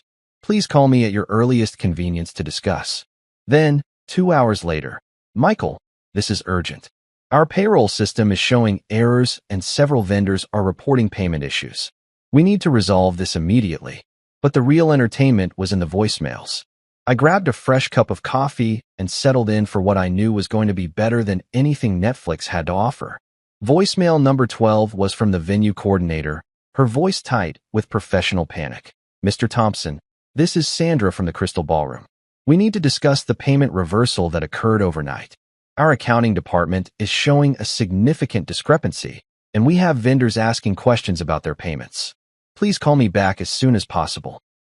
Voicemail 23 was from Dominic's CFO, a guy named Bradley who sounded like he'd been chain-smoking since dawn.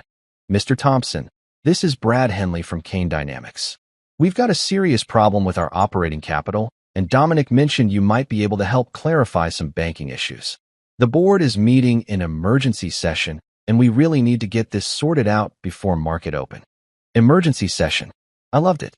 Nothing says your life is about to change dramatically like an emergency board meeting on a Saturday morning. But voicemail 38 was the crown jewel. Leah's voice, completely unhinged. You son of a bitch. I know you're doing this on purpose. You can't just steal my money because your feelings got hurt. I have bills to pay and a life to live, and you don't get to just destroy everything because you're having some kind of midlife crisis. Call me back right fucking now, or I swear to God I'll. The message cut off there, probably because she'd exceeded the time limit. Midlife crisis. That's what she was calling it. Like my perfectly reasonable response to being publicly humiliated and financially cuckolded was some kind of mental health episode that required her patience and understanding. I was on voicemail 45 when the doorbell rang. Carlos must have called up from the lobby, but I'd been too entertained by the digital meltdown to answer my landline. I walked to the front door and checked the peephole, expecting to see Leah standing there with that "we need to talk" expression that had preceded every major argument of our marriage. Instead, it was Maya Torres, Leah's personal assistant. Poor Maya looked like she'd been through a blender set on emotional devastation. Her usually perfect hair was pulled back in a messy ponytail. She was wearing yesterday's clothes, and she was clutching her phone like it was the only thing keeping her tethered to reality. I opened the door and leaned against the frame, coffee mug in hand. Maya, this is unexpected. Don't you usually work banker's hours? Mr. Thompson, I'm so sorry to bother you this early, but, she paused, looking around like she was afraid someone might be watching. Can I come in? There's a situation. I stepped aside and gestured for her to enter. Maya had always been efficient, professional, and refreshingly honest about Leah's more unreasonable demands. If anyone deserved to be caught in the crossfire of my marital nuclear war, it wasn't her. She followed me into the living room, declining my offer of coffee with a shaky wave of her hand. I don't even know where to start, she said, sinking into the couch like a deflated balloon. Everything's falling apart. Define everything, I said, settling back into my chair with the casual interest of someone watching a nature documentary about predators. The graduation after-party got shut down halfway through last night because the venue's check bounced. People were still dancing when security came in and told everyone they had to leave. Leah was mortified. I mean, absolutely mortified. Some of the partners from her firm were there, and they had to watch her get escorted out by building security. I nodded sympathetically while internally doing a victory dance. That does sound embarrassing. But that's not even the worst part, Maya continued, her voice rising with each word. This morning, Kane Dynamics' payroll system crashed. Completely crashed. Nobody got their direct deposits. The accounting software is showing error messages, and half the staff can't access their company credit cards. Sounds like a technical issue, I said, taking another sip of coffee. Mr. Thompson, Maya said, looking at me with the kind of expression usually reserved for explaining simple concepts to small children. Dominic's board is in emergency session. They're talking about bringing in external auditors. There are rumors flying that the company might be facing some kind of hostile takeover or financial investigation. I raised an eyebrow. That's quite a leap from a payroll glitch. And Leah? Maya's voice dropped to almost a whisper. Leah's losing it. Completely losing it. Her bank accounts are frozen, her credit cards aren't working, and she can't reach you. She's been calling everyone she knows trying to figure out what's happening, but nobody has any answers. She pulled out her phone and showed me the screen. 17 missed calls from Leah in the past hour alone. She sent me here to find you, Maya said. She's scared, Mr. Thompson. Really scared. She keeps saying that something terrible has happened and that you're the only one who can fix it. I set down my coffee mug and looked at Maya with what I hoped was an expression of mild concern mixed with complete innocence. Well, Maya, that does sound like quite a predicament. So you'll help? The relief in her voice was almost heartbreaking. Help with what exactly? I asked. I'm just a guy who woke up to 156 missed calls on a Saturday morning. Sounds like Leah and her boyfriend are having some business troubles that have nothing to do with me. Maya stared at me for a long moment, and I could practically see the pieces clicking into place behind her eyes. She was smart enough to recognize the careful neutrality in my tone, experienced enough with wealthy clients to understand when someone was being deliberately obtuse. This isn't a coincidence, is it? She said quietly. Maya, I said, standing up and walking toward the front door. I think you should probably get back to work. Sounds like your boss is going to need all the help she can get today. After Maya left looking like someone had just explained quantum physics to her using interpretive dance, I poured myself another cup of coffee and settled in at my desk. The morning entertainment had been delicious, but now it was time to get down to business. Real business. The kind that required letterhead, legal precision, and the sort of terms that would make corporate lawyers weep with admiration. I pulled out a sheet of my personal stationery, heavy cream paper with my name embossed in dark blue ink, the kind of formal correspondence that screams, "This person means business," before you even read the first word. Some people might call it pretentious. I called it setting the proper tone for negotiations. The funny thing about ultimatums is that most people deliver them wrong. They get emotional, start yelling, make threats they can't back up. But a truly effective ultimatum should read like a business contract, because that's exactly what it is. A contract where one party holds all the cards and the other party gets to choose between accepting terrible terms or facing even worse consequences. I cracked my knuckles and started typing. After 15 years of drafting investment agreements and acquisition terms, I knew exactly how to structure this particular document. 2. Leah Thompson and Dominic Kane. From Michael Thompson. Re. Terms for resolution of current financial disruptions. Date. Today's date. The undersigned acknowledges that recent financial irregularities have created inconveniences for both parties named above. In the interest of resolving these matters expeditiously and avoiding further complications, the following terms are hereby proposed. I pause to admire my opening paragraph. Dry, businesslike, completely devoid of emotional content. Nothing in those sentences even hinted at betrayal, humiliation, or the fact that my wife had been playing tonsil hockey with her boss at a party I'd funded. Just financial irregularities and inconveniences. Like their entire world wasn't currently imploding because I'd decided to stop being their personal ATM. Term 1. Public acknowledgement. Mrs. Leah Thompson shall issue a public statement to be posted across all personal social media platforms and submitted to relevant legal industry publications, acknowledging that her law school education was funded entirely by Michael Thompson. This statement shall specifically name Michael Thompson as the sole financial backer of her legal education and shall correct any previous public statements suggesting alternative sources of funding.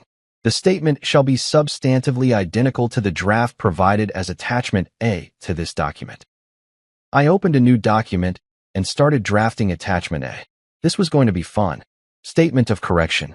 I want to publicly acknowledge and thank my husband, Michael Thompson, for his complete financial support throughout my law school journey. Michael paid for my tuition, living expenses, and educational costs without any assistance from other parties. My recent social media posts incorrectly suggested that others had sponsored my education, and I apologize for any confusion this may have caused. Michael's generous support made my legal career possible, and I am grateful for his investment in my future. Short, sweet, and completely humiliating for someone who'd just spent the last 6 months telling everyone that Dominic was her mentor and inspiration. The legal community loved gossip more than reality TV stars love plastic surgery, so this little correction would be making the rounds at every bar association happy hour for months. Back to the main document. Term 2. Executive resignation. Mr. Dominic Kane shall submit his resignation from all positions at Kane Dynamics, effective immediately upon execution of this agreement.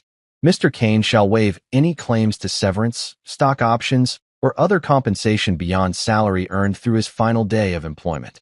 Mr. Kane shall cooperate fully with transition activities as directed by the company's new ownership structure. I allowed myself a small smile at that last bit. Dominic would probably spend hours trying to figure out what new ownership structure meant.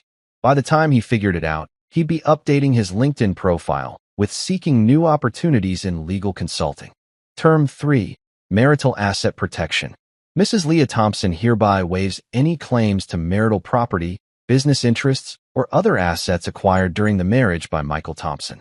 This includes, but is not limited to, investment portfolios, real estate holdings, BU, business equity, and intellectual property. Mrs. Thompson acknowledges that these assets represent Michael Thompson's separate property and shall make no claims for division, support, or compensation related to these holdings. This was the big one. Under New York's equitable distribution laws, Leah could theoretically claim half of everything I'd acquired during our marriage. But that was only if she wanted to drag things through divorce court while I systematically dismantled every financial structure that supported her lifestyle. The smart play was to waive her claims now and avoid the scorched earth litigation that would leave us both poorer and angrier. Term 4. Non-disclosure agreement. Both parties shall execute comprehensive non-disclosure agreements prohibiting public discussion of Michael Thompson's business activities, investment decisions, or personal affairs. This includes, but is not limited to, social media posts, interviews, casual conversations with third parties, and any other forms of public or private communication that reference Michael Thompson in any context. I wanted them both to disappear from my life completely. No more Instagram posts tagging me in couple photos. No more casual mentions at networking events. No more, "Oh, Michael thinks this," or "Michael suggested that," in their professional conversations. They could go build their new life together, but they'd be doing it without using my name as their social currency. Term 5. Enforcement and consequences.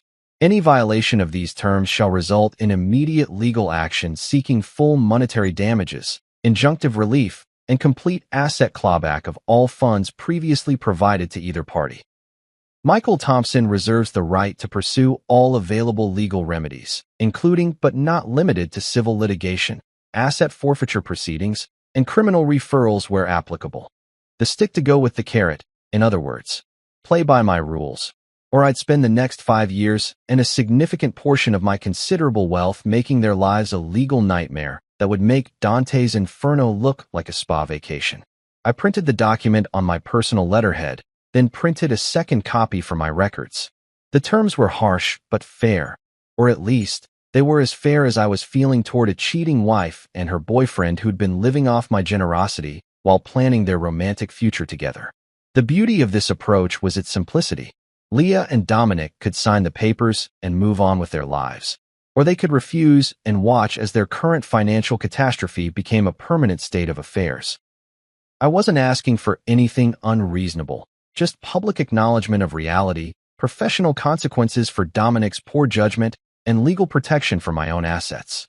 I folded the documents carefully and placed them in a manila envelope along with a cover letter explaining that they had 24 hours to respond. Not to negotiate, not to propose counteroffers, but to respond with either signed agreements or a clear indication that they preferred to handle this matter through alternative means. Alternative means, in this context, being the legal equivalent of a nuclear winter that would leave both of them professionally and financially radioactive for years to come.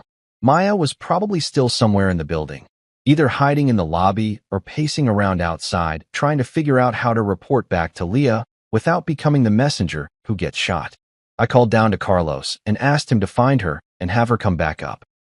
She knocked on my door 15 minutes later, looking even more frazzled than when she'd left. "Mr. Thompson? Carlos said you wanted to see me again."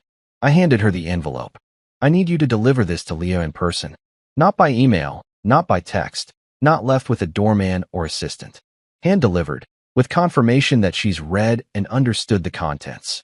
Maya took the envelope like it might explode in her hands. "What is it?" "A solution to her current problems," I said, "along with some very reasonable terms for resolving this situation. She has 24 hours to respond. And if she doesn't respond?" I smiled the kind of smile that venture capitalists use when explaining to startup founders why their company is being dissolved. "Then she'll discover that her current problems were just the opening act. The main show hasn't even started yet." I spent the rest of Saturday doing exactly what I'd been planning to do before my life imploded on Friday night. Absolutely nothing productive. I ordered Thai food from that place on the Upper West Side that charges $40 for pad Thai, but makes it so good you'd sell your grandmother's jewelry to get another order. I binge-watched the entire second season of some Netflix show about billionaires behaving badly, which, given my current circumstances, felt like a documentary about my weekend. Around 7 p.m., I opened a bottle of Burlo that I'd been saving for a special occasion. Originally, I thought that special occasion might be Leah's first big case win, or maybe a romantic anniversary dinner. Turns out the special occasion was celebrating the systematic destruction of my cheating wife's financial security. Life's funny like that. The wine was perfect, rich, complex, with just enough tannins to remind you that good things take time to develop properly. Unlike marriages, apparently, which could go from "till death do us part" to "I guess I didn't want you there" faster than a tech startup burning through venture capital. My phone had been mercifully quiet since Maya left with the envelope. Either Leah was taking her time reading my terms, or she was holed up somewhere having the kind of emotional breakdown that requires multiple boxes of tissues and at least one friend willing to listen to 3 hours of, "But I don't understand how this happened," on repeat. I was halfway through the bottle and contemplating whether to order dessert from that overpriced gelato place when my building's front desk called. "Mr. Thompson? There's a Mrs. Thompson here to see you. Should I send her up?" Of course there was. I'd been wondering when she'd finally work up the courage to face me directly instead of sending her assistant to do reconnaissance missions. "Send her up, Carlos." "Thanks." I didn't bother changing clothes or tidying up the apartment. If Leah wanted to have this conversation, we were going to have it on my terms, in my space, with me holding all the cards. Besides, she'd seen me in sweatpants and a Harvard Business School t-shirt before. Though admittedly, those previous occasions hadn't involved me systematically dismantling her entire financial support structure. The knock on my door came exactly 4 minutes later, just enough time for the elevator ride and a brief moment of hesitation in the hallway while she worked up her nerve. I opened the door and got my first look at my wife since she'd decided to credit her boyfriend as her law school sponsor. She looked like absolute hell. Her usually perfect hair was hanging loose and unwashed, with the kind of greasy limpness that comes from spending too much time lying in bed staring at the ceiling. The designer makeup she never left the apartment without was completely absent, leaving her face pale and puffy around the eyes. She was still wearing yesterday's clothes. That same champagne gold dress from the Instagram photo, except now it was wrinkled and stained with what looked like coffee or wine or possibly tears. "Can I come in?" she asked, her voice barely above a whisper. I stepped aside without saying anything. What was there to say? "Welcome to the consequences of your actions. Gee, you look like someone who just discovered that financial security isn't guaranteed. Sometimes silence is more devastating than any clever comeback." She walked into the living room like someone navigating a minefield, glancing around at the apartment she'd lived in for 3 years as if she'd never seen it before. Maybe she was finally noticing that every piece of furniture, every piece of art, every expensive gadget had been bought with my money. Or maybe she was just trying to figure out how to start a conversation with the husband she'd publicly humiliated less than 24 hours ago. "I got your document," she said, sinking onto the couch where she'd cuddled with me countless times while planning our future together. Back when I'd thought our future involved growing old together instead of growing apart via Instagram posts. I figured you had, considering you're here instead of at Dominic's place. I stayed standing, leaning against the window with my wine glass. Power dynamics matter in negotiations, and I wanted her looking up at me for this conversation. Michael, I need you to understand something. She was using her lawyer voice, the calm, reasonable tone she'd practiced for closing arguments and client meetings. What happened at the party? It wasn't supposed to hurt you. I nearly choked on my wine. It wasn't supposed to hurt me. You threw a graduation party that I paid for, didn't invite me, made out with your boss in front of everyone we know, and then publicly credited him for funding your education. But somehow this wasn't supposed to hurt me. She paused, running her hands through her unwashed hair. I didn't want you there with my friends. Your friends. I repeated the words like I was trying to understand a foreign language. The same friends who've been eating at restaurants I paid for, drinking wine I bought, celebrating your accomplishments that I funded. It's not like that. Then explain to me what it is like, Leah. Because from where I'm standing, it looks like you've been running a 3-year con where you let me pay for your entire life while you planned your exit strategy with Dominic. She stood up abruptly, pacing toward the kitchen like a caged animal. You don't understand the pressure I was under. Do you know what it's like being the wife who can't afford anything on her own? Having everyone know that my husband pays for everything? So your solution was to pretend that your boyfriend pays for everything instead? He's not my boyfriend. The words came out sharp and defensive. Dominic and I. It's complicated. I laughed, and even I could hear how cold it sounded. Complicated. Right. That's what we're calling it when you stick your tongue down someone's throat at a party and thank them for sponsoring your education. She stopped pacing and turned to face me. I made a mistake, okay? I got caught up in the moment, and I said something stupid on Instagram. But that doesn't mean you get to destroy my entire life. Destroy your life? I set down my wine glass and walked toward her. Leah, I didn't destroy anything. I just stopped paying for it. There's a difference. You canceled my credit cards. You closed my bank accounts. She gestured wildly around the apartment. You've turned off everything. I can't even buy groceries. Welcome to adulthood, I said. Most people actually have to earn money before they can spend it. Revolutionary concept, I know. Her face crumpled, and for a moment I saw a flash of the woman I'd fallen in love with 4 years ago. Vulnerable, uncertain, human. Then she straightened up and the lawyer mask slipped back into place. Those terms you sent me, she said. They're ridiculous. You can't expect me to publicly humiliate myself just because you're having some kind of what? I interrupted. Some kind of reasonable response to being betrayed and humiliated? Some kind of natural reaction to discovering that my wife has been planning her future with another man while I pay all the bills. I never planned anything with Dominic. Really? Because that Instagram post sure made it sound like you two have been quite the team. Couldn't have done it without you, my sponsor through law school. Heart emoji. Pretty clear messaging there, counselor. She was crying now, ugly tears that streaked down her cheeks and dripped onto that champagne gold dress. I felt overshadowed by you. Like I couldn't have any success that was really mine. Like everything I accomplished was just because of your money. And so you decided to give the credit to Dominic instead. I didn't mean for it to happen like this. But it did happen like this. I walked back to the window, looking out at the city lights that sparkled like scattered diamonds. You made choices, Leah. You chose not to invite me to your party. You chose to kiss Dominic in front of everyone. You chose to thank him publicly for something I paid for. And now you get to live with the consequences of those choices. She followed me to the window, standing close enough that I could smell her perfume mixed with the scent of desperation and regret. Michael, please. I know I screwed up, but we can fix this. We can go to counseling. We can work through this together. You don't have to burn everything down. I turned to look at her, this woman I'd loved enough to support completely, to invest in totally, to trust with my heart and my wallet. Those terms in the envelope aren't negotiable, Leah. You sign them, or you learn what life looks like when I'm not subsidizing it.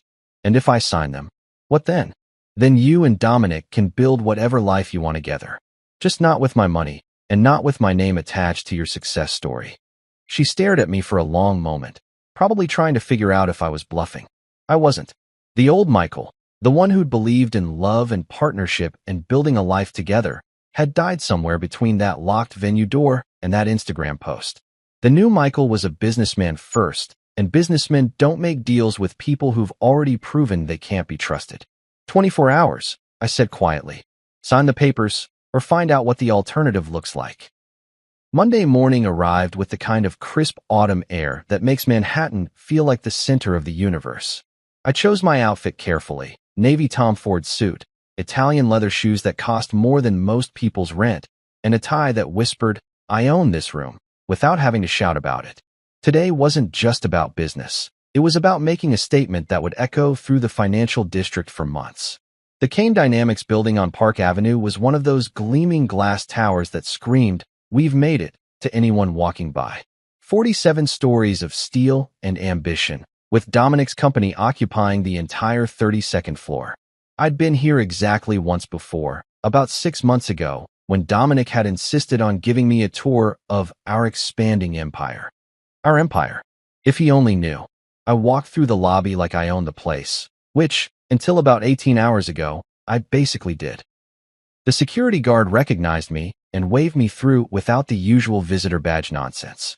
Poor guy probably had no idea that the friendly investor he'd been greeting for the past year and a half had just sold the company out from under everyone's feet. The elevator ride to the 32nd floor gave me time to appreciate the irony of the situation. When I'd first invested in Kane Dynamics, Dominic had been working out of a WeWork space in Brooklyn, sharing a conference room with a startup that made artisanal dog treats and another company that was trying to revolutionize the sock industry. Now he had a corner office with floor-to-ceiling windows and a view that probably cost more per square foot than some people's entire apartments. All thanks to my money. All about to become someone else's problem. The reception area was buzzing with the kind of nervous energy that happens when rumors start flying and nobody knows which way the wind is blowing. I could see clusters of employees having hushed conversations by the coffee machine, and at least 3 people were frantically typing on their phones like they were texting their resumes to headhunters.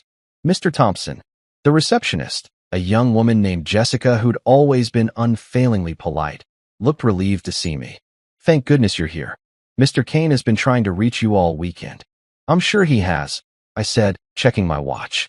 "Is the board meeting still happening?" "Yes, sir. Conference room A. They've been in there since 7 this morning. 7 a.m. on a Monday. That was desperation time. The kind of early meeting that happened when shit had hit the fan and everyone was scrambling to figure out which direction the pieces were flying. I walked down the hallway toward the conference room, passing offices where Kane Dynamics rising stars were probably wondering if they'd still have jobs by lunch.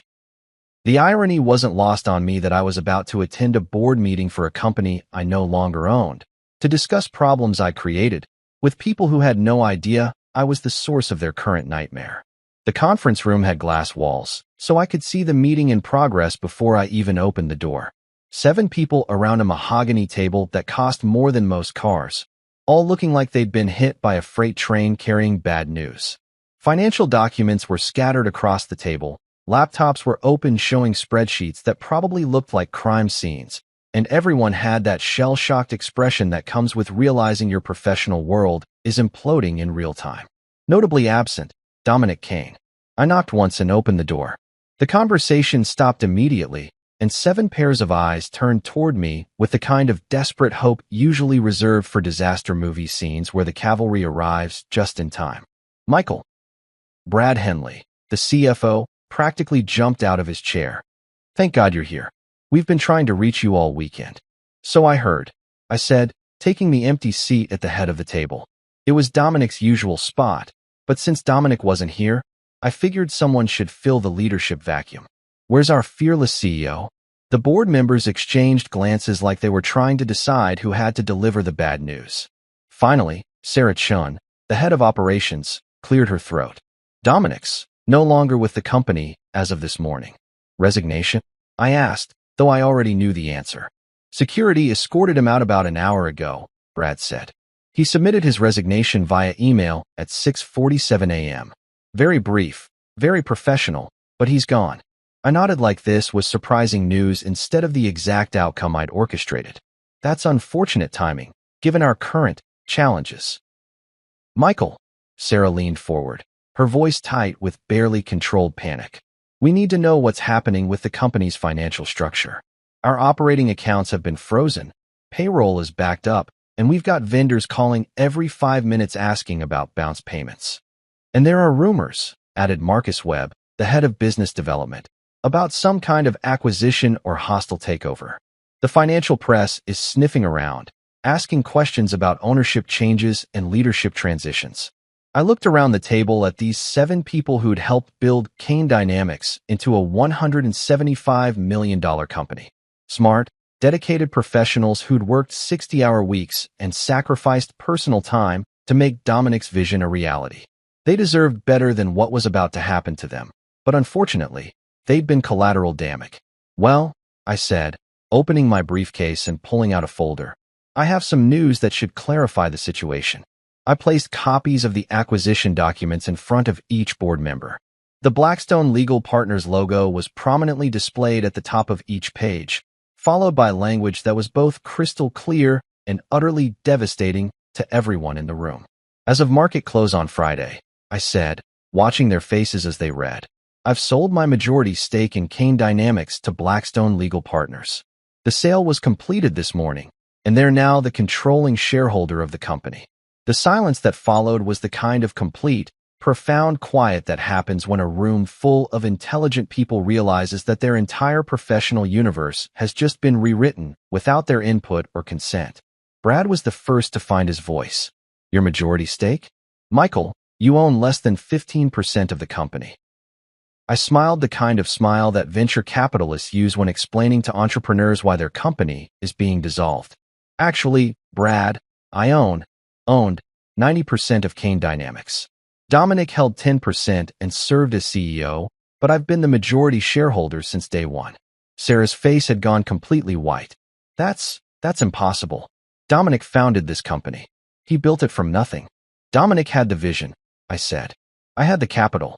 90% of the startup funding, 90% of the operational investment, 90% of the expansion capital, all of it came from my personal portfolio.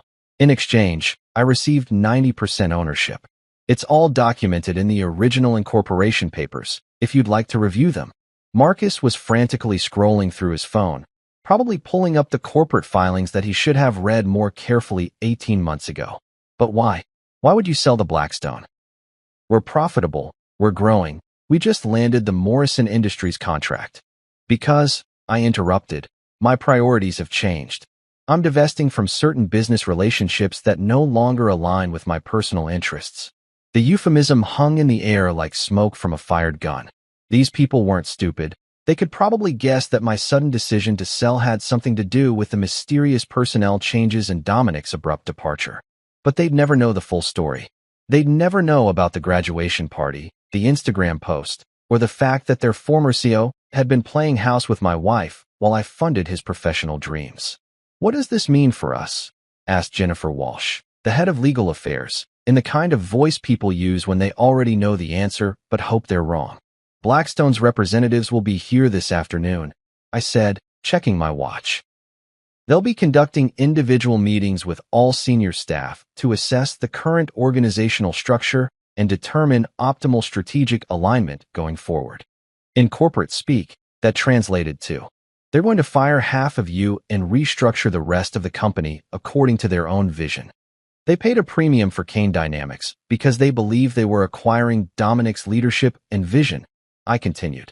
Now that Dominic's no longer part of the equation, they'll need to reevaluate whether the company still meets their investment criteria.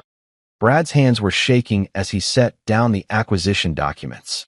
Michael, this company employs 47 people. Some of them have families, mortgages, kids in college. You can't just. I can, and I did, I said, standing up and closing my briefcase. Blackstone Legal Partners is a reputable firm with extensive experience in corporate restructuring. I'm confident they'll make decisions that are in the best interests of their investment, which was a polite way of saying, not my problem anymore.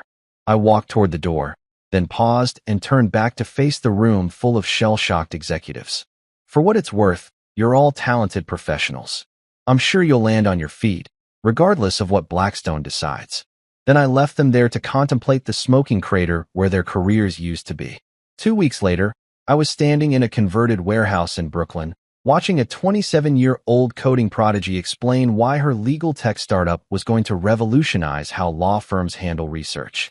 The irony wasn't lost on me that I was back in the borough where Dominic had started Kane Dynamics, except this time I was looking at something that actually deserved my investment.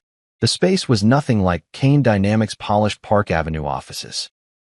Exposed brick walls, concrete floors, and the kind of industrial lighting that made everything look like a hipster coffee shop.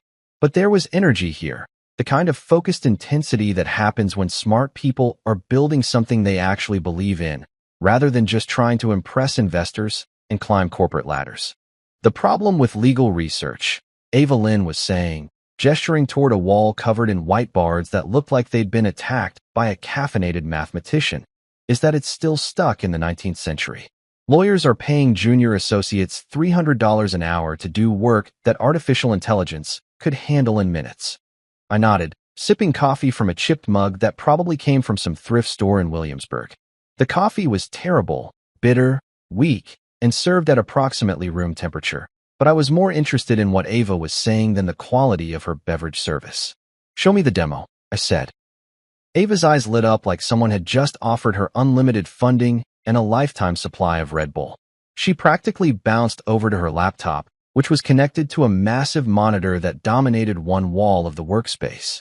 "Okay, so imagine you're working on a complex merger case," she said, her fingers flying across the keyboard. Traditional research would involve sending 3 junior lawyers to spend 40 hours combing through legal databases, precedent cases, and regulatory filings. They'd bill the client $36,000 for work that mostly involves keyword searches and document review. The screen filled with a clean, intuitive interface that looked nothing like the clunky legal databases I'd seen lawyers struggling with for years. "Now watch this," Ava said, typing in a search query that would have taken those junior lawyers days to properly research. Results appeared instantly. Not just a list of cases and statutes, but an organized, weighted analysis of relevant precedents, complete with confidence ratings and strategic recommendations. The AI had sorted through thousands of documents, identified the most relevant materials, and presented them in a format that actually made sense. "This is impressive," I said, and I meant it. I'd seen plenty of tech demos over the years, most of them promising to revolutionize industries that didn't particularly want to be revolutionized. But this was different. This solved a real problem that cost law firms millions of dollars annually. "We're not trying to replace lawyers," Ava continued, clearly warming to her favorite subject. "We're trying to make them more efficient. Instead of spending weeks on research, they can spend their time on strategy, client relationships, actual legal thinking. The stuff that humans are actually good at." I walked around the workspace, taking in the setup. 6 developers working at standing desks that looked like they'd been assembled from IKEA parts and industrial pipe fittings. A conference area made from a reclaimed door balanced on sawhorses. Whiteboards covered with flowcharts, user interface mockups, and what appeared to be a betting pool about which pizza place delivered fastest to their address. This was what a real startup looked like. Lean, focused, built by people who cared more about solving problems than impressing anyone. It reminded me of my own early days, back when I was trading stocks from a studio apartment and living on ramen noodles and stubborn determination. "What's your current funding situation?" I asked. Ava's enthusiasm dimmed slightly. "We've been bootstrapping so far. I had some savings from my previous job at Google, and the team is working for equity until we can afford proper salaries. We've got enough runway for maybe 3 more months. And then..." She shrugged, trying to look casual about the fact that her company was 3 months away from bankruptcy. "Then we either find investors, or we all go back to working for other people's dreams." I pulled out my phone and showed her the research I'd done on her background while riding the subway to Brooklyn. MIT computer science degree, 3 years at Google working on machine learning algorithms, 2 years at a legal tech startup that had been acquired by Thomson Reuters. Her code was elegant, her strategic thinking was sound, and most importantly, she was solving a problem that actually mattered. "Tell me about your team," I said. "Best engineers I've ever worked with," Ava said, gesturing toward the developers who were pretending not to eavesdrop on our conversation. Sarah over there built recommendation engines for Netflix. Marcus worked on fraud detection algorithms for PayPal. Kim was the lead developer on that document analysis platform that LexisNexis bought for $40 million last year. And they're all working for equity. They believe in what we're building.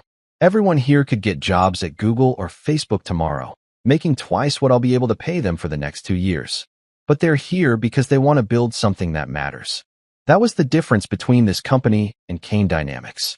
Dominic had been building a consulting firm to feed his own ego and impress people at legal industry cocktail parties. Ava was building something that could actually change how an entire profession operated. What do you need to scale? I asked. Realistically, $10 million would let us hire the team we need, build out our infrastructure, and fund operations for the next 18 months. $15 million would be better. We could expand faster, maybe open a West Coast office, start targeting the really big law firms. I walked back to the whiteboard covered with user interface mockups. The design was clean, intuitive, obviously built by people who understood that lawyers didn't have time to learn complicated software just to do basic research. Have you talked to potential customers? Actual law firms. We've got pilot programs running with 3 mid-sized firms in Manhattan, Ava said. The feedback has been incredible. Partners are telling us we're saving them 60 to 70% on research costs, and the quality of analysis is actually better than what their junior associates were producing. Show me the numbers. For the next hour, Ava walked me through financial projections, market analysis, and customer acquisition strategies that were surprisingly sophisticated for a company operating out of a converted warehouse.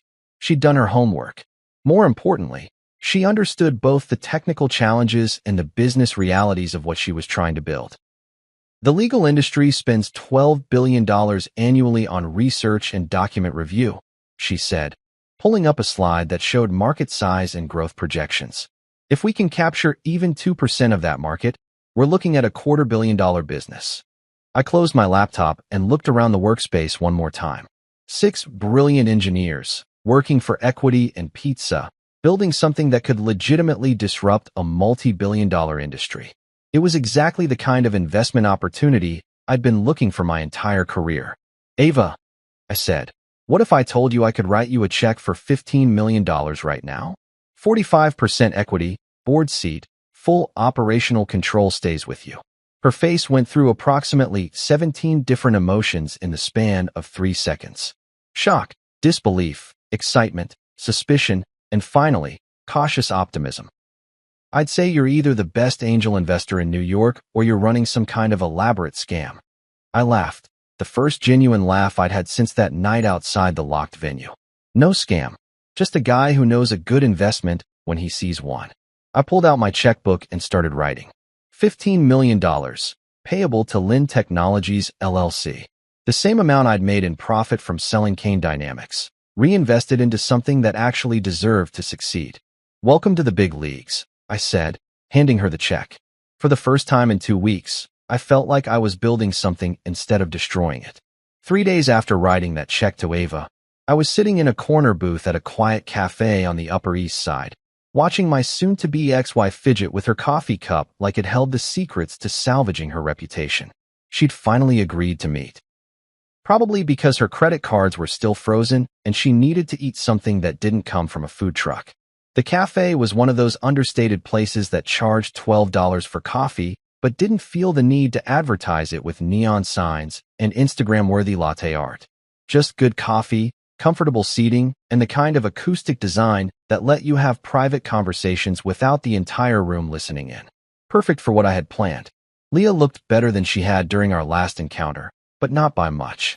She'd managed to shower and change clothes, but there were dark circles under her eyes that makeup couldn't quite hide, and her usually confident posture had been replaced by the hunched shoulders of someone who'd spent the past week discovering that financial independence wasn't just a catchphrase from women's magazines. You look like you've been sleeping, I said, settling into the booth across from her. Some. She wrapped her hands around her coffee mug like it was a life preserver. Michael, I've been thinking about your terms. And they're designed to humiliate me. I stirred sugar into my espresso and considered her statement. They're designed to correct the public record. There's a difference. You want me to publicly admit that you funded my entire education while I thanked someone else for it. That's humiliation. That's honesty. I leaned back against the booth's leather upholstery. You made a choice to rewrite history in that Instagram post. Now you get to choose whether to correct it voluntarily or let other people figure out the truth on their own. She was quiet for a long moment, staring out the cafe's windows at the pedestrians hurrying past on their way to jobs that probably didn't hang in the balance of social media posts and financial revenge schemes. What happened to Dominic? She asked finally. What do you mean? He won't return my calls. His assistant says he's unavailable for the foreseeable future. His LinkedIn profile shows he's seeking new opportunities.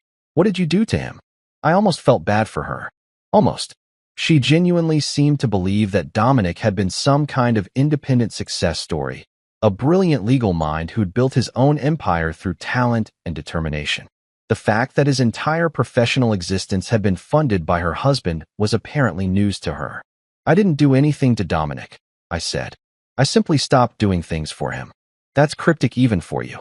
Kane Dynamics was my company, Leah. 90% ownership, fully documented, completely legal. Dominic was essentially a very well-paid employee who got to play CEO because I liked his business plan. The coffee mug slipped from her hands, clattering against the saucer. That's impossible. The incorporation papers are public record. You're a lawyer. You know how to look these things up. But he built that company from nothing. He was working 18-hour days, making all the strategic decisions, landing all the major clients. With my money, I pulled out my phone and showed her the bank transfer records that I'd printed out for exactly this conversation. 18 months of operational funding, startup capital, expansion loans, office leases. All of it came from my investment portfolio.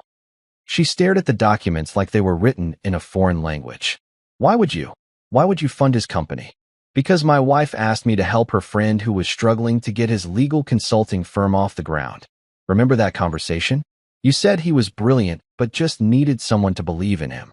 The color drained from her face as the pieces clicked into place. Oh God. So when you thanked him for sponsoring your education, you were essentially thanking him for spending my money on your tuition while I spent my money on his business. It's like a financial Russian nesting doll of irony. Michael, I didn't know. Of course you didn't know, because you never asked.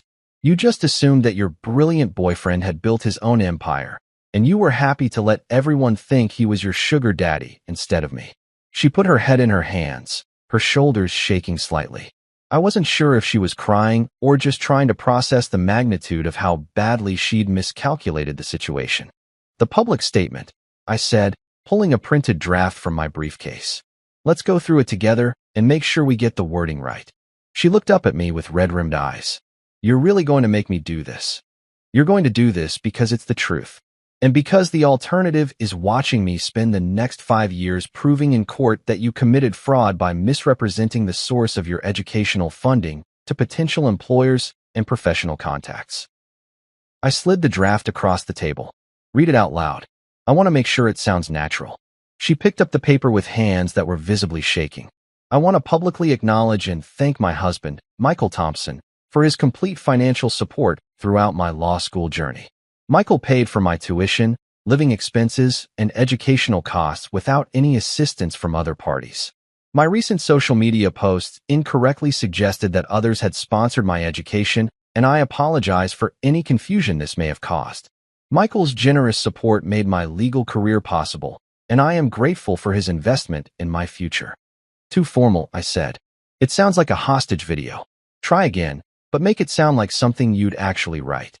She looked at me like I'd asked her to recite the phone book in Mandarin. How do you want me to make this sound natural? I'm publicly admitting that I lied about who paid for my law school education. You're publicly correcting an error. There's a difference. For the next hour, we went through the statement line by line, adjusting the language until it sounded like something a person might actually post on social media rather than something dictated by a divorce attorney. The final version was shorter, more conversational, but still contained all the key admissions I needed on the record. When does this go live? She asked. Tonight. Instagram, Facebook, LinkedIn, and you're going to email it to the legal industry publications that covered your graduation. Law Journal, American Lawyer, Legal Times, all of them. This is Legal Times, all of them. This is going to destroy my reputation. Your reputation was built on a lie. I'm just giving you the chance to correct it before someone else does the research and figures it out themselves. She folded the statement and put it in her purse like she was handling toxic waste. And after I humiliate myself publicly and admit that my successful boyfriend was actually just spending my husband's money. After this, you and Dominic get to build whatever life you want together. Just not with my funding and not with my name attached to your success stories. She stood up to leave, then paused. For what it's worth, I really didn't mean for things to happen this way. I know, I said, but they did happen this way. And now we all get to live with the consequences. She walked out of the cafe without looking back, probably heading home to spend the rest of the day figuring out how to explain to her friends and colleagues why she was about to publicly contradict everything she'd told them about her relationship with Dominic. I ordered another espresso and checked my phone. Ava had sent me a text with photos from their office. The team celebrating their new funding with champagne that probably cost less than Leah's usual lunch. Real celebration from people who'd actually earned something worth celebrating. By tomorrow morning, everyone in Manhattan's legal community would know the real story behind Leah Thompson's law school education. And for the first time in weeks, I was looking forward to reading the comments. 6 months later, I was standing in the sunlight streaming through the windows of my new apartment on the Upper West Side, drinking coffee that didn't cost $12 and feeling genuinely content for the first time in years. 2 bedrooms, hardwood floors, and absolutely zero marble countertops or designer bullshit that screamed, "Look how much money I have." Just a normal place where a normal person might actually want to live. The divorce had been finalized 3 weeks ago. Quick, clean, and exactly according to the terms I'd outlined in that envelope Maya had delivered what felt like a lifetime ago. Leah had signed everything without attempting to negotiate, probably because her lawyer had explained in very small words what would happen if she tried to fight a guy who documented every financial transaction with the obsessive precision of a Swiss accountant. She'd moved to Portland, of all places, working for some nonprofit legal aid clinic that helped low-income families with housing disputes. The irony wasn't lost on me that she'd gone from Manhattan corporate law to helping people who actually couldn't afford lawyers. Maybe getting her financial reality check had given her some perspective on what real problems looked like. She'd sent me a letter last month, handwritten, not typed, which was somehow more personal than anything she'd done in the last year of our marriage. "I finally understand the difference between prestige and worth," she'd written. "I'm sorry it took losing everything to figure that out." I'd folded the letter and put it in my desk drawer. Not as a keepsake, exactly, but as closure. Proof that the woman I'd married was still in there somewhere, underneath all the Instagram captions and professional networking bullshit. Dominic had landed on his feet, sort of. He was working for a mid-tier firm in Chicago, handling corporate compliance cases that probably bored him to tears after running his own company. His LinkedIn profile listed him as senior associate, which was corporate speak for former CEO who's now back to being someone else's employee. The legal press had moved on to other stories, but his name still occasionally came up as a cautionary tale about the dangers of rapid corporate expansion without proper financial backing. My phone buzzed with a text from Ava. "Just closed the Morrison Industries deal. $2.3 million annual contract. Drinks at 6. I smiled and typed back, "Absolutely. My treat." Lynn Technologies had become exactly what I'd hoped it would be when I'd written that check in the Brooklyn warehouse. They'd landed 12 major clients, opened offices in Boston and San Francisco, and were being courted by venture capital firms who wanted to lead their Series B funding round. Ava had been featured on the cover of Legal Tech magazine as one of the industry's 30 under 30 disruptors, and unlike certain other people I could mention, she'd actually earned the recognition. I spent my days now doing things that actually mattered. Guest lectures at Columbia Law School about the intersection of technology and legal practice. Mentoring other startups that were trying to solve real problems instead of just chasing valuations.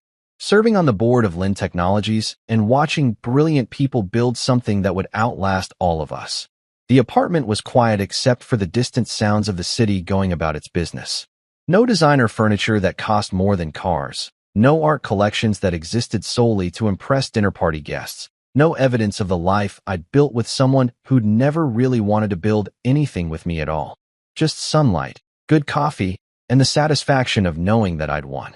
Not because I destroyed Leah's financial security or ended Dominic's CEO career or forced them both to confront the reality of their choices.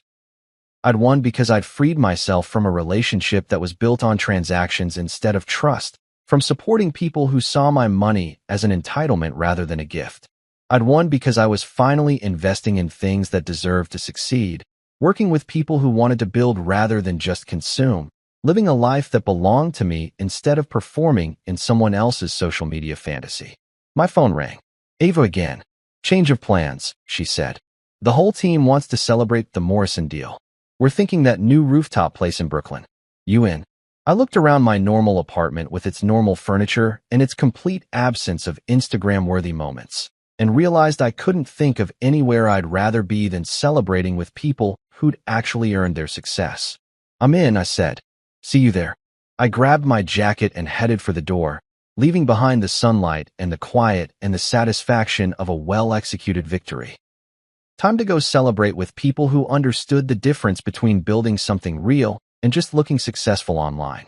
6 months ago, I'd thought my life was over when I stood outside that locked venue door.